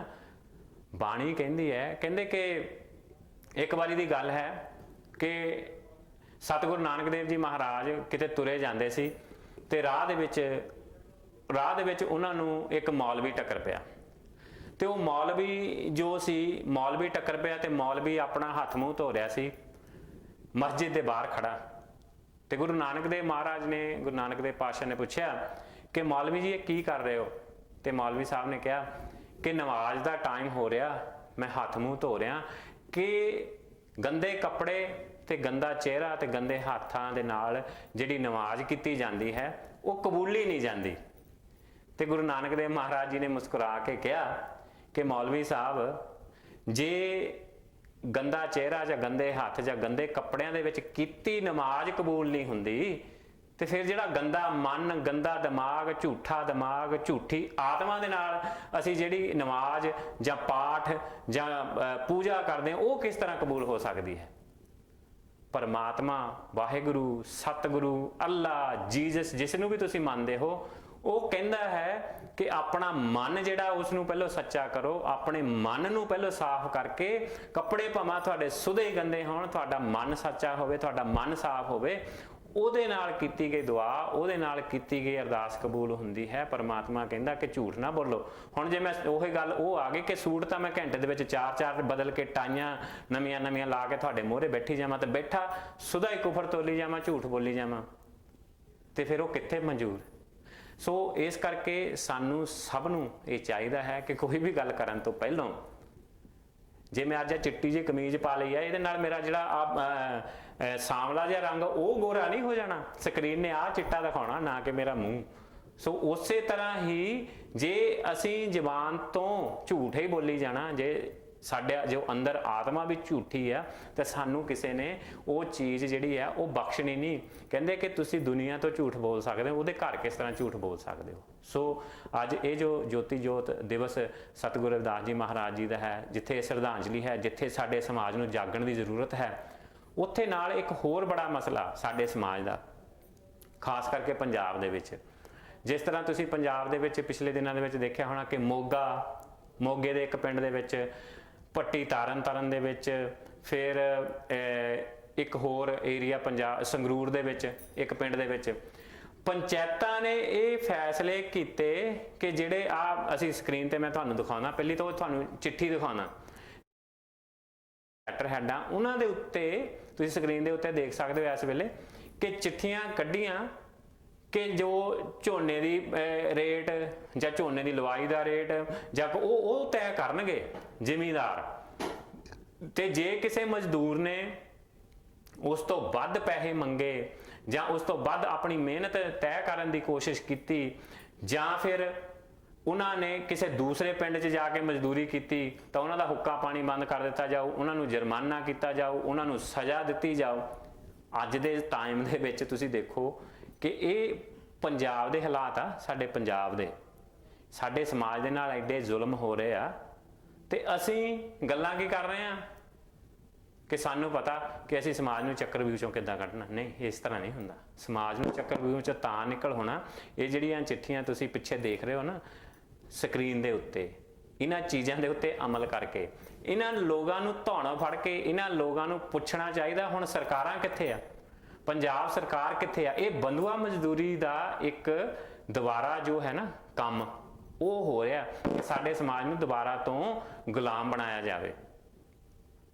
ਤੇ ਸਾਨੂੰ ਸਭ ਨੂੰ ਇਹਨਾਂ ਚੀਜ਼ਾਂ ਦੇ ਖਿਲਾਫ ਉੱਠ ਕੇ ਆਵਾਜ਼ ਉਠਾਉਣੀ ਚਾਹੀਦੀ ਹੈ, ਇਸ ਦੇ ਖਿਲਾਫ ਗੱਲ ਕਰਨੀ ਚਾਹੀਦੀ ਹੈ। ਇਹ ਜਿਹੜੀਆਂ ਪੰਚਾਇਤਾਂ ਹਨ ਇਹਨਾਂ ਦੇ ਖਿਲਾਫ ਸਾਨੂੰ ਕੋਰਟ ਦੇ ਵਿੱਚ ਇਹਨਾਂ ਨੂੰ ਲੈ ਕੇ ਜਾਣਾ ਚਾਹੀਦਾ। ਪਹਿਲੀ ਤਾਂ ਗੱਲ, ਇੱਦਾਂ ਦੇ ਜਿਹੜੇ ਪੰਚ ਸਰਪੰਚ ਹਨ ਇਹਨਾਂ ਨੂੰ ਉੱਥੇ ਪਿੰਡ ਦੇ ਵਿੱਚ ਖੜੇ ਕਰਕੇ ਇਹਨਾਂ ਨੂੰ ਪੁੱਛਣਾ ਚਾਹੀਦਾ ਵੀ ਤੁਹਾਨੂੰ ਇਹ ਹੱਕ ਦਿੱਤਾ ਕਿਹਨੇ। ਤੇ ਦੂਸਰੀ ਗੱਲ ਇਹ ਸਾਡੇ ਲੋਕਾਂ ਨੂੰ ਕਿ ਅਸੀਂ ਦੇਖੋ, ਜਿਸ ਤਰ੍ਹਾਂ ਮੈਂ ਕਿਹਾ ਕਿ ਜਦੋਂ ਕੋਈ ਰੈਲੀ, ਕੋਈ ਜਲੂਸ ਜਾਂ ਕੋਈ ਜਲਸਾ ਹੋਣਾ ਹੈ ਤਾਂ ਸਭ ਤੋਂ ਜ਼ਿਆਦਾ ਨਾਅਰੇ ਮਾਰਨ ਵਾਲੇ ਲੋਕ ਸਾਡੇ ਹੁੰਦੇ ਆ, ਚਾਹੇ ਉਹ ਕਿਸੇ ਪਾਰਟੀ ਦਾ ਹੋਵੇ, ਚਾਹੇ ਕਿਸੇ ਸਮਾਜ ਦਾ ਹੋਵੇ। ਸਾਡੇ ਲੋਕ ਸਭ ਤੋਂ ਮੋਹਰੇ ਹੋ ਕੇ ਅਸੀਂ ਰੌਲਾ ਪਾਉਂਦੇ ਹਾਂ। ਪਰ ਜਿੱਥੇ ਇਹ ਜੋ ਚੀਜ਼ਾਂ ਹਨ, ਇਹਨਾਂ ਚੀਜ਼ਾਂ ਦੇ ਵਿੱਚ ਜਿੱਥੇ ਸਾਨੂੰ ਸਭ ਨੂੰ ਇਕੱਠੇ ਹੋ ਕੇ ਆਪਣੇ ਸਮਾਜ ਦੇ ਲਈ ਕੁਝ ਕਰਨ ਦੀ ਜ਼ਰੂਰਤ ਹੈ, ਉੱਥੇ ਸਾਨੂੰ ਉਹ ਆਪਣਾ ਇਕੱਠ ਦਿਖਾਉਣ ਦੀ ਜ਼ਰੂਰਤ ਹੈ। ਸਾਡੇ ਭੈਣਾਂ ਭਰਾਵਾਂ ਦੇ ਨਾਲ ਸਾਨੂੰ ਖੜਨ ਦੀ ਜ਼ਰੂਰਤ ਹੈ, ਨਾ ਕਿ ਅਸੀਂ ਇਹ ਕਹੀ ਜਾਈਏ ਕਿ ਨਹੀਂ ਜੀ ਅਸੀਂ ਇਹ ਨਹੀਂ ਹੈ ਤਾਂ ਉਹ ਨਹੀਂ। ਨਹੀਂ, ਬਿਲਕੁਲ ਅਸੀਂ ਕਹਿੰਦੇ ਹੋ ਕਿ ਜੇ ਜੋ ਚੂਹਾ ਹੁੰਦਾ ਨਾ, ਚੂਹਾ ਬਿੱਲੀ ਨੂੰ ਆਉਂਦੀ ਨੂੰ ਦੇਖ ਕੇ ਜੇ ਅੱਖਾਂ ਮੀਟ ਲਵੇ, ਉਹਦਾ ਮਤਲਬ ਇਹ ਨਹੀਂ ਹੁੰਦਾ ਕਿ ਖਤਰਾ ਟਲ ਗਿਆ। ਉਹ ਤਾਂ ਅੱਖਾਂ ਮੀਟ ਕੇ ਆਪਣੇ ਆਪ ਦੇ ਨਾਲ ਅਸੀਂ ਆਪਣੇ ਆਪ ਨੂੰ ਅਸੀਂ ਸਦਾਈ ਕੀਤਾ, ਬਿੱਲੀ ਨੇ ਤਾਂ ਤੁਹਾਨੂੰ ਖਾ ਹੀ ਜਾਣਾ। ਤੇ ਇਹ ਜੋ ਲੋਕ ਹਨ ਨਾ, ਬਿੱਲੀ ਦਾ ਇੱਕ ਬਹੁਤ ਛੋਟੀ ਜਿਹੀ ਐਗਜ਼ਾਮਪਲ ਆ, ਇਹ ਤਾਂ ਅਜਿਹੇ ਅਜਗਰ ਹਨ ਇਹ ਲੋਕ ਜਿਹੜੇ ਸਾਡੇ ਹੀ ਸਮਾਜ ਨੂੰ ਅੱਜ ਤੱਕ ਨਿਕਲਦੇ ਆਏ ਹਨ। ਤੇ ਅਜਿਹੇ ਗਿਰਗਟ ਹਨ ਸਾਡੇ ਸਮਾਜ ਦੇ ਵਿੱਚ ਵੀ, ਬਹੁਤ ਸਾਰੇ ਗਿਰਗਟ ਅਜਿਹੇ ਹਨ। ਜਿਸ ਤਰ੍ਹਾਂ ਮੈਂ ਕਿਹਾ ਗਿਰਗਟ, ਪਤਾ ਨਾ ਗਿਰਗਟ ਉਹ ਹੁੰਦਾ ਸੱਪ ਜਿਹੜਾ ਕਹਿੰਦਾ ਕਿ ਉਹ ਰੰਗ ਬਦਲ ਲੈਂਦਾ ਮੌਕੇ ਦੇ ਹਿਸਾਬ ਦੇ ਨਾਲ। ਤੇ ਜੇ ਮੇਰੇ ਵਰਗਾ ਘੰਟੇ ਦੇ ਵਿੱਚ 4 ਸੂਟ ਵੀ ਬਦਲ ਲੈਂਦਾ ਨਾ, ਉਹ ਵੀ ਗਿਰਗਟ ਵਾਲਾ ਹੀ ਕੰਮ ਹੁੰਦਾ। ਸੂਟ ਬਦਲਣ ਦੇ ਨਾਲ ਸਾਡੀ ਜ਼ਬਾਨ ਨਹੀਂ ਬਦਲ ਜਾਣੀ, ਸਾਡੀ ਸੋਚ ਨਹੀਂ ਬਦਲ ਜਾਣੀ, ਜਾਂ ਅਸੀਂ ਸਮਾਜ ਨਹੀਂ ਬਦਲ ਦੇਣਾ। ਸਾਨੂੰ ਕੀ ਚਾਹੀਦਾ ਹੈ ਕਿ ਬਜਾਏ ਅਸੀਂ ਇਹ ਚੀਜ਼ਾਂ ਕਰਨ ਦੇ, ਅਸੀਂ ਸਮਾਜ ਨੂੰ ਬਦਲਣ ਦੀ ਕੋਸ਼ਿਸ਼ ਕਰੀਏ, ਅਸੀਂ ਸਮਾਜ ਨੂੰ ਕੋਈ ਸੇਧ ਦੇਣ ਦੀ ਕੋਸ਼ਿਸ਼ ਕਰੀਏ। ਤੇ ਜਿਸ ਤਰ੍ਹਾਂ ਮੈਂ ਪ੍ਰੋਗਰਾਮ ਦੇ ਸ਼ੁਰੂ ਦੇ ਵਿੱਚ ਗੱਲ ਕੀਤੀ ਸੀ ਕਿ ਜੇ ਸ਼ੁੱਕਰਵਾਰ ਵਾਲੇ ਦਿਨ ਜੋ ਅਸੀਂ ਸੰਤ ਮਹਾਂਪੁਰਸ਼ਾਂ ਦਾ ਪ੍ਰੋਗਰਾਮ ਕੀਤਾ ਸੀ 108 ਸੰਤ ਸਰਵਣ ਦਾਸ ਜੀ ਦਾ, ਜੇ ਉਸ ਦੇ ਵਿੱਚ ਸਾਡੇ ਪ੍ਰੈਜੈਂਟਰ ਭਰਾ ਦੇ ਕੋਲੋਂ ਪੜ੍ਹਦੇ 108 ਸੰਤ ਸਰਵਣ ਦਾਸ ਜੀ ਮਹਾਰਾਜ ਜੀ ਦੇ ਪਿਤਾ ਜੀ ਦਾ ਨਾਮ ਸ਼ਾਇਦ ਗਲਤ ਪੜ੍ਹਿਆ ਗਿਆ, ਉਸ ਦੇ ਲਈ ਮੈਂ ਇੱਕ ਵਾਰ ਫਿਰ ਤੋਂ ਖਿਮਾ ਮੰਗਦਾ, ਮਾਫੀ ਮੰਗਦਾ। ਪਰ ਨਾਲ ਨਾਲ ਮੈਂ ਇੱਕ ਚੀਜ਼ ਦਾ ਬਹੁਤ ਧੰਨਵਾਦੀ ਹਾਂ, ਸਾਡੇ ਜਿੰਨੇ ਵੀ ਕ੍ਰਿਟਿਕਸ ਹਨ ਜਾਂ ਜਿਹੜੇ ਸਾਨੂੰ ਨਾ ਚਾਹੁੰਦੇ ਹੋਏ ਵੀ ਦੇਖਦੇ ਆ ਹਨਾ, ਉਹਨਾਂ ਦਾ ਦਿਲ ਨਹੀਂ ਕਰਦਾ ਸਾਨੂੰ ਦੇਖਣ ਨੂੰ, ਉਹ ਤੇ ਸਾਡੀ ਸ਼ਕਲ ਨਹੀਂ ਉਹਨਾਂ ਨੂੰ ਚੰਗੀ ਲੱਗਦੀ, ਸਾਡਾ ਪ੍ਰੋਗਰਾਮ ਵੀ ਨਹੀਂ ਉਹਨਾਂ ਨੂੰ ਚੰਗਾ ਲੱਗਦਾ, ਉਹ ਸਿਰਫ ਇਸੇ ਕਰਕੇ ਦੇਖਦੇ ਵੀ ਇਹਨੇ ਕਿਹਾ ਕੀ ਆ। ਅਸੀਂ ਉਹਨਾਂ ਦੇ ਵੀ ਆਹ ਦੇਖੋ, 2 ਹੱਥ ਮੇਰੇ, 2 ਹੱਥ ਸਾਡੇ ਸਤਪਾਲ ਸਰੋਏ ਜੀ ਦੇ, 2 ਹੱਥ ਸਾਡੇ ਬਲਦੇਵ ਰਾਣਾ ਸਰੋਏ ਜੀ ਦੇ, ਜਿੰਨੀ ਵੀ ਸਾਡੀ ਟੀਮ ਹੈ ਸਾਰਿਆਂ ਦੇ 2-2 ਹੱਥ ਜੋੜ ਕੇ ਉਹਨਾਂ ਦਾ ਬਹੁਤ ਬਹੁਤ ਧੰਨਵਾਦ ਆ ਕਿ ਉਹ ਬੈਠ ਕੇ ਪ੍ਰੋਗਰਾਮ ਦੇਖਦੇ ਆ ਤੇ ਸਾਡੀਆਂ ਇਹ ਜਿਹੜੀਆਂ ਗਲਤੀਆਂ ਫੜਦੇ ਆ। ਬਹੁਤ ਬਹੁਤ ਧੰਨਵਾਦ ਆ ਤੁਹਾਡਾ। ਪਰ ਅਜਿਹੇ ਵੀ ਲੋਕ ਬਹੁਤ ਸਾਰੇ ਹੁੰਦੇ ਹਨ, ਮੇਰੇ ਵਰਗਾ ਦੇਖੋ ਘੰਟਾ ਹੋ ਚੱਲਿਆ ਪੂਰਾ, ਇਹ ਵੀ ਸਰ ਜੀ ਆਪਾਂ ਸਾਰੇ ਕਹਿੰਦੇ ਆ ਕਿ ਇਹਦੇ ਲਈ ਵੀ ਤਾਂ ਦਾਦ ਮਿਲਣੀ ਚਾਹੀਦੀ ਆ, ਮੈਨੂੰ ਘੰਟਾ ਹੋ ਗਿਆ ਪੂਰਾ, 1 ਸਕਿੰਟ ਨਹੀਂ ਚੁੱਪ ਹੋਇਆ। ਤੇ ਅਜਿਹੇ ਵੀ ਲੋਕ ਆ ਜਿਹੜੇ ਟੀਵੀ ਤੇ ਜਾ ਕੇ ਘੰਟਾ ਬਹਿ ਜਾਂਦੇ ਆ ਤੇ 1 ਸਕਿੰਟ ਨਹੀਂ ਬੋਲਿਆ ਜਾਂਦਾ। ਉਹਨਾਂ ਲੋਕਾਂ ਨੂੰ ਵੀ ਮੇਰੀ ਬੇਨਤੀ ਆ ਕਿ ਥੋੜਾ ਜਿਹਾ ਜਦੋਂ ਨਾ ਤੁਸੀਂ ਸਮਾਜ ਦੇ ਵਿੱਚ ਵਿਚਰਦੇ ਆ ਜਾਂ ਆਪਾਂ ਸਮਾਜਿਕ ਗੱਲਾਂ ਕਰਦੇ ਆ ਤੇ ਆਪਣਾ ਜੋ ਲਹਿਜਾ, ਆਪਣੀ ਜ਼ੁਬਾਨ, ਉਹਨੂੰ ਥੋੜਾ ਜਿਹਾ ਕੰਟਰੋਲ ਰੱਖਣਾ ਚਾਹੀਦਾ। ਇਹ ਨਹੀਂ ਹੈ ਕਿ ਮੇਰੇ ਵਰਗਾ ਵੈਸੇ ਤਾਂ ਚਲੋ ਅੱਜ ਲਾਈਵ ਕਾਲਾਂ ਲੈਣੀਆਂ ਨਹੀਂ ਸੀ, ਚਲੋ ਜੇ ਹੁਣ ਆਉਂਦੀਆਂ ਤਾਂ ਲੈ ਲੈਂਦੇ ਆ। ਚਲੋ ਜੀ ਦੇਖਦੇ ਆ ਲਾਈਵ ਕਾਲ ਤੇ ਕੌਣ ਹਨ। ਹੈਲੋ ਜੀ। ਹਾਂ ਜੀ, ਜੈ ਗੁਰਦੇਵ ਜੀ। ਧੰਨ ਗੁਰਦੇਵ ਸਰ ਜੀ, ਕੌਣ ਬੋਲਦੇ ਹੋ? ਮੈਂ ਕਾਨੂੰਗੋ ਸੁਮਨ ਬੋਲ ਰਿਹਾ ਜੀ, ਡੈਗਨਮ ਤੋਂ। ਓ ਸੁਮਨ ਸਾਹਿਬ, ਸਭ ਤੋਂ ਪਹਿਲਾਂ ਤਾਂ ਤੁਹਾਡਾ ਬਹੁਤ ਬਹੁਤ ਧੰਨਵਾਦ ਸੁਮਨ ਸਾਹਿਬ। ਪ੍ਰੋਗਰਾਮ ਤੋਂ ਸ਼ੁਰੂ ਕਰਨ ਤੋਂ ਪਹਿਲਾਂ ਮੈਨੂੰ ਸਾਡੇ ਧਰਮਪਾਲ ਸੁਨਿਆਰ ਭਾਜੀ ਨੇ ਦਿੱਤਾ ਸੀ ਕਿ ਤੁਸੀਂ ਏਕਤਾ ਟੀਵੀ ਲਈ ਡਾਇਰੈਕਟ ਡੈਬਿਟ ਦੀ ਸੇਵਾ ਲਵਾਈ ਆ। ਮੈਂ ਆਪਣੇ ਵੱਲੋਂ, ਪੂਰੀ ਟੀਮ ਵੱਲੋਂ ਤੁਹਾਡਾ ਬਹੁਤ ਬਹੁਤ ਧੰਨਵਾਦੀ ਹਾਂ ਜੀ। ਉਹ ਤਾਂ ਕੋਈ ਨਹੀਂ, ਇਹ ਤਾਂ ਆਪਣੀ ਡਿਊਟੀ ਹੈ ਨਾ ਵੀ ਹੁਣ ਚੈਨਲ ਨੂੰ ਵੀ ਚੱਲਦਾ ਰੱਖਣਾ। ਜੀ ਜੀ ਜੀ ਜੀ ਇਹ ਸਾਰਿਆਂ ਨੂੰ ਹਿੱਸਾ ਪਾਉਣਾ ਚਾਹੀਦਾ, ਜਿੰਨੇ ਵੀ ਆਪਣੇ ਕਮਿਊਨਿਟੀ ਦੇ ਬੰਦੇ ਹੋਰਨਾਂ ਨੂੰ ਵੀ, ਕਮਿਊਨਿਟੀ ਤੋਂ ਬਾਹਰ ਵੀ ਜਿਹੜੇ ਹੈਗੇ ਆ, ਜੀ ਜਿਹੜੇ ਅਗਾਂਹ ਵਧੂ ਸੋਚ ਰੱਖਦੇ, ਸਾਰਿਆਂ ਨੂੰ ਹਿੱਸਾ ਪਾਉਣਾ ਚਾਹੀਦਾ ਇਹਦੇ ਵਿੱਚ। ਚੈਨਲ ਬਹੁਤ ਚੰਗਾ ਹੈਗਾ, ਨਾਂ ਅੱਛਾ ਹੈਗਾ। ਮਿਹਰਬਾਨੀ ਜੀ। ਪਹਿਲੀ ਗੱਲ ਇਹ ਨਾ ਵੀ ਸਭ ਤੋਂ ਪਹਿਲਾਂ ਵੀ ਗੁਰੂ ਮਹਾਰਾਜ ਦੇ ਜੋਤੀ ਜੋਤ ਸਮਾਜ ਦਿਵਸ ਦੇ ਉੱਤੇ ਗੁਰੂ ਮਹਾਰਾਜ ਨੂੰ ਕੋਟਿੰਗ ਕੋਟ ਪ੍ਰਣਾਮ ਕਰਦੇ ਆ। ਬਿਲਕੁਲ ਜੀ। ਜਿਹੜੇ ਬਹੁਜਨਾਂ ਦੇ ਜਿੰਨੇ ਵੀ ਮਹਾਂਪੁਰਸ਼ ਹੋਏ ਆ ਜੀ, ਉਹਨਾਂ ਨੂੰ ਪੜ੍ਹੋ। ਬਿਲਕੁਲ। ਉਹਨਾਂ ਦਾ ਮਿਸ਼ਨ ਇਹ ਹੀ ਸੀਗਾ ਵੀ ਸੰਸਾਰ ਦੇ ਵਿੱਚੋਂ ਜਿਹੜਾ ਤਕੜਿਆਂ ਦਾ 27-20 ਚੱਲ ਰਿਹਾ ਨਾ, ਰਾਜ ਜੀ ਚੱਲ ਰਿਹਾ, ਜੀ ਜੀ ਜੀ ਇਹਨੂੰ ਤੋੜਨਾ। ਜੀ ਜਿਹੜੇ ਹਰ ਥਾਂ ਜਿੱਧਰ ਕਿੱਧਰ ਵੀ ਦੇਖ ਲਓ, ਗਲੀ ਮੁਹੱਲੇ 'ਚ, ਪਿੰਡ ਦੀ ਪੰਚੀ ਸਰਪੰਚੀ, ਸਰਕਾਰਾਂ ਗੈਰ ਸਰਕਾਰਾਂ ਜੀ, ਧੜੇ ਜਿੰਨੇ ਵੀ ਪਾਰਟੀਆਂ, ਜੀ ਸਾਰਿਆਂ ਦੇ ਅੰਦਰ ਤਕੜਿਆਂ ਦਾ 27-20 ਚੱਲ ਰਿਹਾ, ਬਿਲਕੁਲ ਤਕੜੇ ਮੂਹਰੇ ਆ। ਜੀ। ਇਹ ਰਾਜ ਤੋੜਨ ਲਈ ਸਾਡੇ ਮਹਾਂਪੁਰਸ਼ਾਂ ਨੇ ਸਾਨੂੰ ਬਹੁਤ ਵੱਡੇ ਫਲਸਫੇ ਦਿੱਤੇ। ਜੀ ਅਸੀਂ ਉਸ ਚੀਜ਼ ਨੂੰ ਸਮਝ ਨਹੀਂ ਰਹੇ। ਜੀ ਬਾਬਾ ਸਾਹਿਬ ਨੇ ਦੇਖੋ ਭਗਵਾਨ ਬੁੱਧ ਔਰ ਉਹਨਾਂ ਦਾ ਧਰਮ ਦੇ ਵਿੱਚ ਸਾਫ਼ ਲਿਖਿਆ ਵੀ ਜਿਹੜਾ ਤਕੜਿਆਂ ਦਾ 27-20 ਰਾਜ ਜਿਹੜਾ ਇਹ ਤੋੜਨਾ। ਜੀ ਇਹਦੀ ਜਗ੍ਹਾ ਜਿੰਨੇ ਵੀ ਅਦਾਰੇ ਆ, ਚਾਹੇ ਸਰਕਾਰੀ ਆ ਜਾਂ ਗੈਰ ਸਰਕਾਰੀ ਆ, ਉਹਨਾਂ ਦੇ ਵਿੱਚ ਯੋਗ ਬੰਦੇ ਹੋਣੇ ਚਾਹੀਦੇ ਆ, ਬਿਲਕੁਲ ਸੂਝਵਾਨ ਬੰਦੇ ਹੋਣੇ ਚਾਹੀਦੇ, ਤਦ ਜਾ ਕੇ ਕੰਮ ਬਣੂਗਾ, ਨਹੀਂ ਤਾਂ ਉਦਾਂ ਗੱਲ ਨਹੀਂ ਬਣਨੀ। ਜੀ ਸੁਮਨ ਸਾਹਿਬ, ਜਿੰਨੀਆਂ ਵੀ ਆਪਣੀਆਂ ਜੀ ਜੀ ਸੁਮਨ ਸਾਹਿਬ, ਮੈਂ ਤੁਹਾਡੇ ਕੋਲੋਂ ਖਿਮਾ ਦਾ ਜਾ ਚੁੱਕਿਆ ਕਿਉਂਕਿ ਮਿੰਟ ਰਹਿ ਗਏ 3 ਕੁ, ਤੇ ਇਹ ਮੈਨੂੰ ਤੁਹਾਡੇ ਵਰਗੇ ਜਿਹੜੇ ਮਹਾਂਪੁਰਸ਼ ਆ ਉਹਨਾਂ ਨਾਲ ਗੱਲਾਂ ਕਰਨ ਦਾ ਬੜਾ ਸਵਾਦ ਆਉਂਦਾ। ਦੇਖੋ ਜੀ, ਜਿੰਨੀਆਂ ਆਪਣੀਆਂ ਕਿੰਨੀਆਂ ਆਰਗੇਨਾਈਜੇਸ਼ਨ ਜਥੇਬੰਦੀਆਂ ਦੁਨੀਆ ਦੇ ਵਿੱਚ, ਜੀ ਜੀ ਜੀ ਜੀ, ਉਹਨਾਂ ਵਿੱਚ ਮੋਹਰੇ ਬੰਦੇ ਜਿਹੜੇ ਸੂਝਵਾਨ ਨਹੀਂ ਹੈਗੇ, ਤਦੇ ਤਾਂ ਕੰਮ ਨਹੀਂ ਚੱਲ ਰਿਹਾ। ਬਿਲਕੁਲ ਬਿਲਕੁਲ ਬਿਲਕੁਲ। ਆਪਾਂ ਬੰਦੇ ਮੋਹਰੇ ਹੋਣੇ ਚਾਹੀਦੇ, ਤਦ ਜਾ ਕੇ ਗੱਲ ਬਣੂਗੀ। ਜੀ ਬਿਲਕੁਲ ਸੁਮਨ ਸਾਹਿਬ, ਤੁਸੀਂ ਕਿਸੇ ਦਿਨ ਸਮਾਂ ਕੱਢ ਕੇ ਟੀਵੀ ਤੇ ਵੀ ਆਓ, ਆਪਾਂ ਖੁੱਲੀਆਂ ਵਿਚਾਰਾਂ ਕਰਾਂਗੇ। ਸੋ ਅੱਜ ਲਈ ਮੈਂ ਖਿਮਾ ਦਾ ਜਾ ਚੁੱਕਿਆ। ਬਹੁਤ ਬਹੁਤ ਧੰਨਵਾਦ ਤੁਹਾਡਾ ਸਰ ਜੀ, ਬਹੁਤ ਬਹੁਤ ਧੰਨਵਾਦ। ਸੋ ਇਹ ਸਾਡੇ ਸੁਮਨ ਸਾਹਿਬ, ਬਹੁਤ ਬਹੁਤ ਇਹਨਾਂ ਦਾ ਧੰਨਵਾਦ ਹੀ ਨਹੀਂ, ਜਿਹੜੀ ਸੇਵਾ ਵੀ ਡਾਇਰੈਕਟ ਡੈਬਿਟ ਦੀ ਏਕਤਾ ਟੀਵੀ ਦੇ ਲਈ ਲਗਵਾਈ ਹੈ। ਦੇਖੋ ਅਸੀਂ ਤਾਂ ਇਹ ਕਹਿੰਦੇ ਏਕਤਾ ਟੀਵੀ ਤੋਂ, ਮੈਂ ਫਿਰ ਇੱਕ ਵਾਰੀ ਇਹ ਕਹਿੰਦਾ ਕਿ ਸਾਡਾ ਮਕਸਦ ਇਹ ਨਹੀਂ ਕਿ ਅਸੀਂ ਇੱਥੇ ਬੈਠ ਕੇ ਤੁਹਾਨੂੰ ਪੈਸੇ ਮੰਗੀ ਜਾਈਏ ਤੁਹਾਡੇ ਕੋਲੋਂ, ਹੈ ਨਾ, ਜਾਂ ਮੈਂ ਹਰ ਵਾਰੀ ਕੋਈ ਨਾ ਕੋਈ ਨਵਾਂ ਸੂਟ ਟਾਈ ਲਾ ਕੇ ਤੁਹਾਨੂੰ ਉਹੀ ਦਿਖਾਵੀਂ ਜਾਵਾਂ ਕਿ ਦੇਖ ਲਓ ਮੈਂ ਨਵੀਂ ਅੱਜ ਟਾਈ ਲਈ ਹੈ। ਨਹੀਂ, ਗੱਲ ਇਹ ਆ ਕਿ ਤੁਹਾਨੂੰ ਕੋਈ ਚੰਗੀ ਚੀਜ਼ ਜਾਂ ਸਾਡੇ ਸਮਾਜ ਨਾਲ ਜੋ ਹੋ ਰਿਹਾ, ਜਿਸ ਤਰ੍ਹਾਂ ਅੱਜ ਅਸੀਂ ਗੱਲ ਕੀਤੀ ਸਤਿਗੁਰੂ ਰਵਿਦਾਸ ਜੀ ਮਹਾਰਾਜ ਜੀ ਦੇ ਜੋਤੀ ਜੋਤ ਸਮਾਜ ਦਿਵਸ ਦੀ, ਜਾਂ ਸਾਡੇ ਬਹੁਤ ਸਾਰਾ ਇੱਕ ਅਜਿਹਾ ਵਰਗ ਹੈ ਜੋ ਕਹਿੰਦਾ ਹੈ ਕਿ ਸਤਿਗੁਰੂ ਰਵਿਦਾਸ ਜੀ ਮਹਾਰਾਜ ਜੀ ਨੂੰ ਸ਼ਹੀਦ ਕੀਤਾ ਗਿਆ, ਉਸ ਦੀ ਗੱਲ ਕੀਤੀ। ਨਾਲ ਜੋ ਸੰਗਰੂਰ, ਤਰਨਤਾਰਨ, ਮੋਗਾ ਦੇ ਵਿੱਚ ਜਿਹੜੇ ਪਿੰਡਾਂ ਦੇ ਵਿੱਚ ਸਾਡੇ ਸਮਾਜ ਦੇ ਨਾਲ ਵਧੀਕੀ ਹੋ ਰਹੀ ਹੈ ਇਸ ਵੇਲੇ ਪੰਜਾਬ ਦੇ ਵਿੱਚ, ਉਹ ਵੀ ਤੁਹਾਡੇ ਨਾਲ ਗੱਲ ਸਾਂਝੀ ਕਰਨ ਦੀ ਅਸੀਂ ਕੋਸ਼ਿਸ਼ ਕੀਤੀ।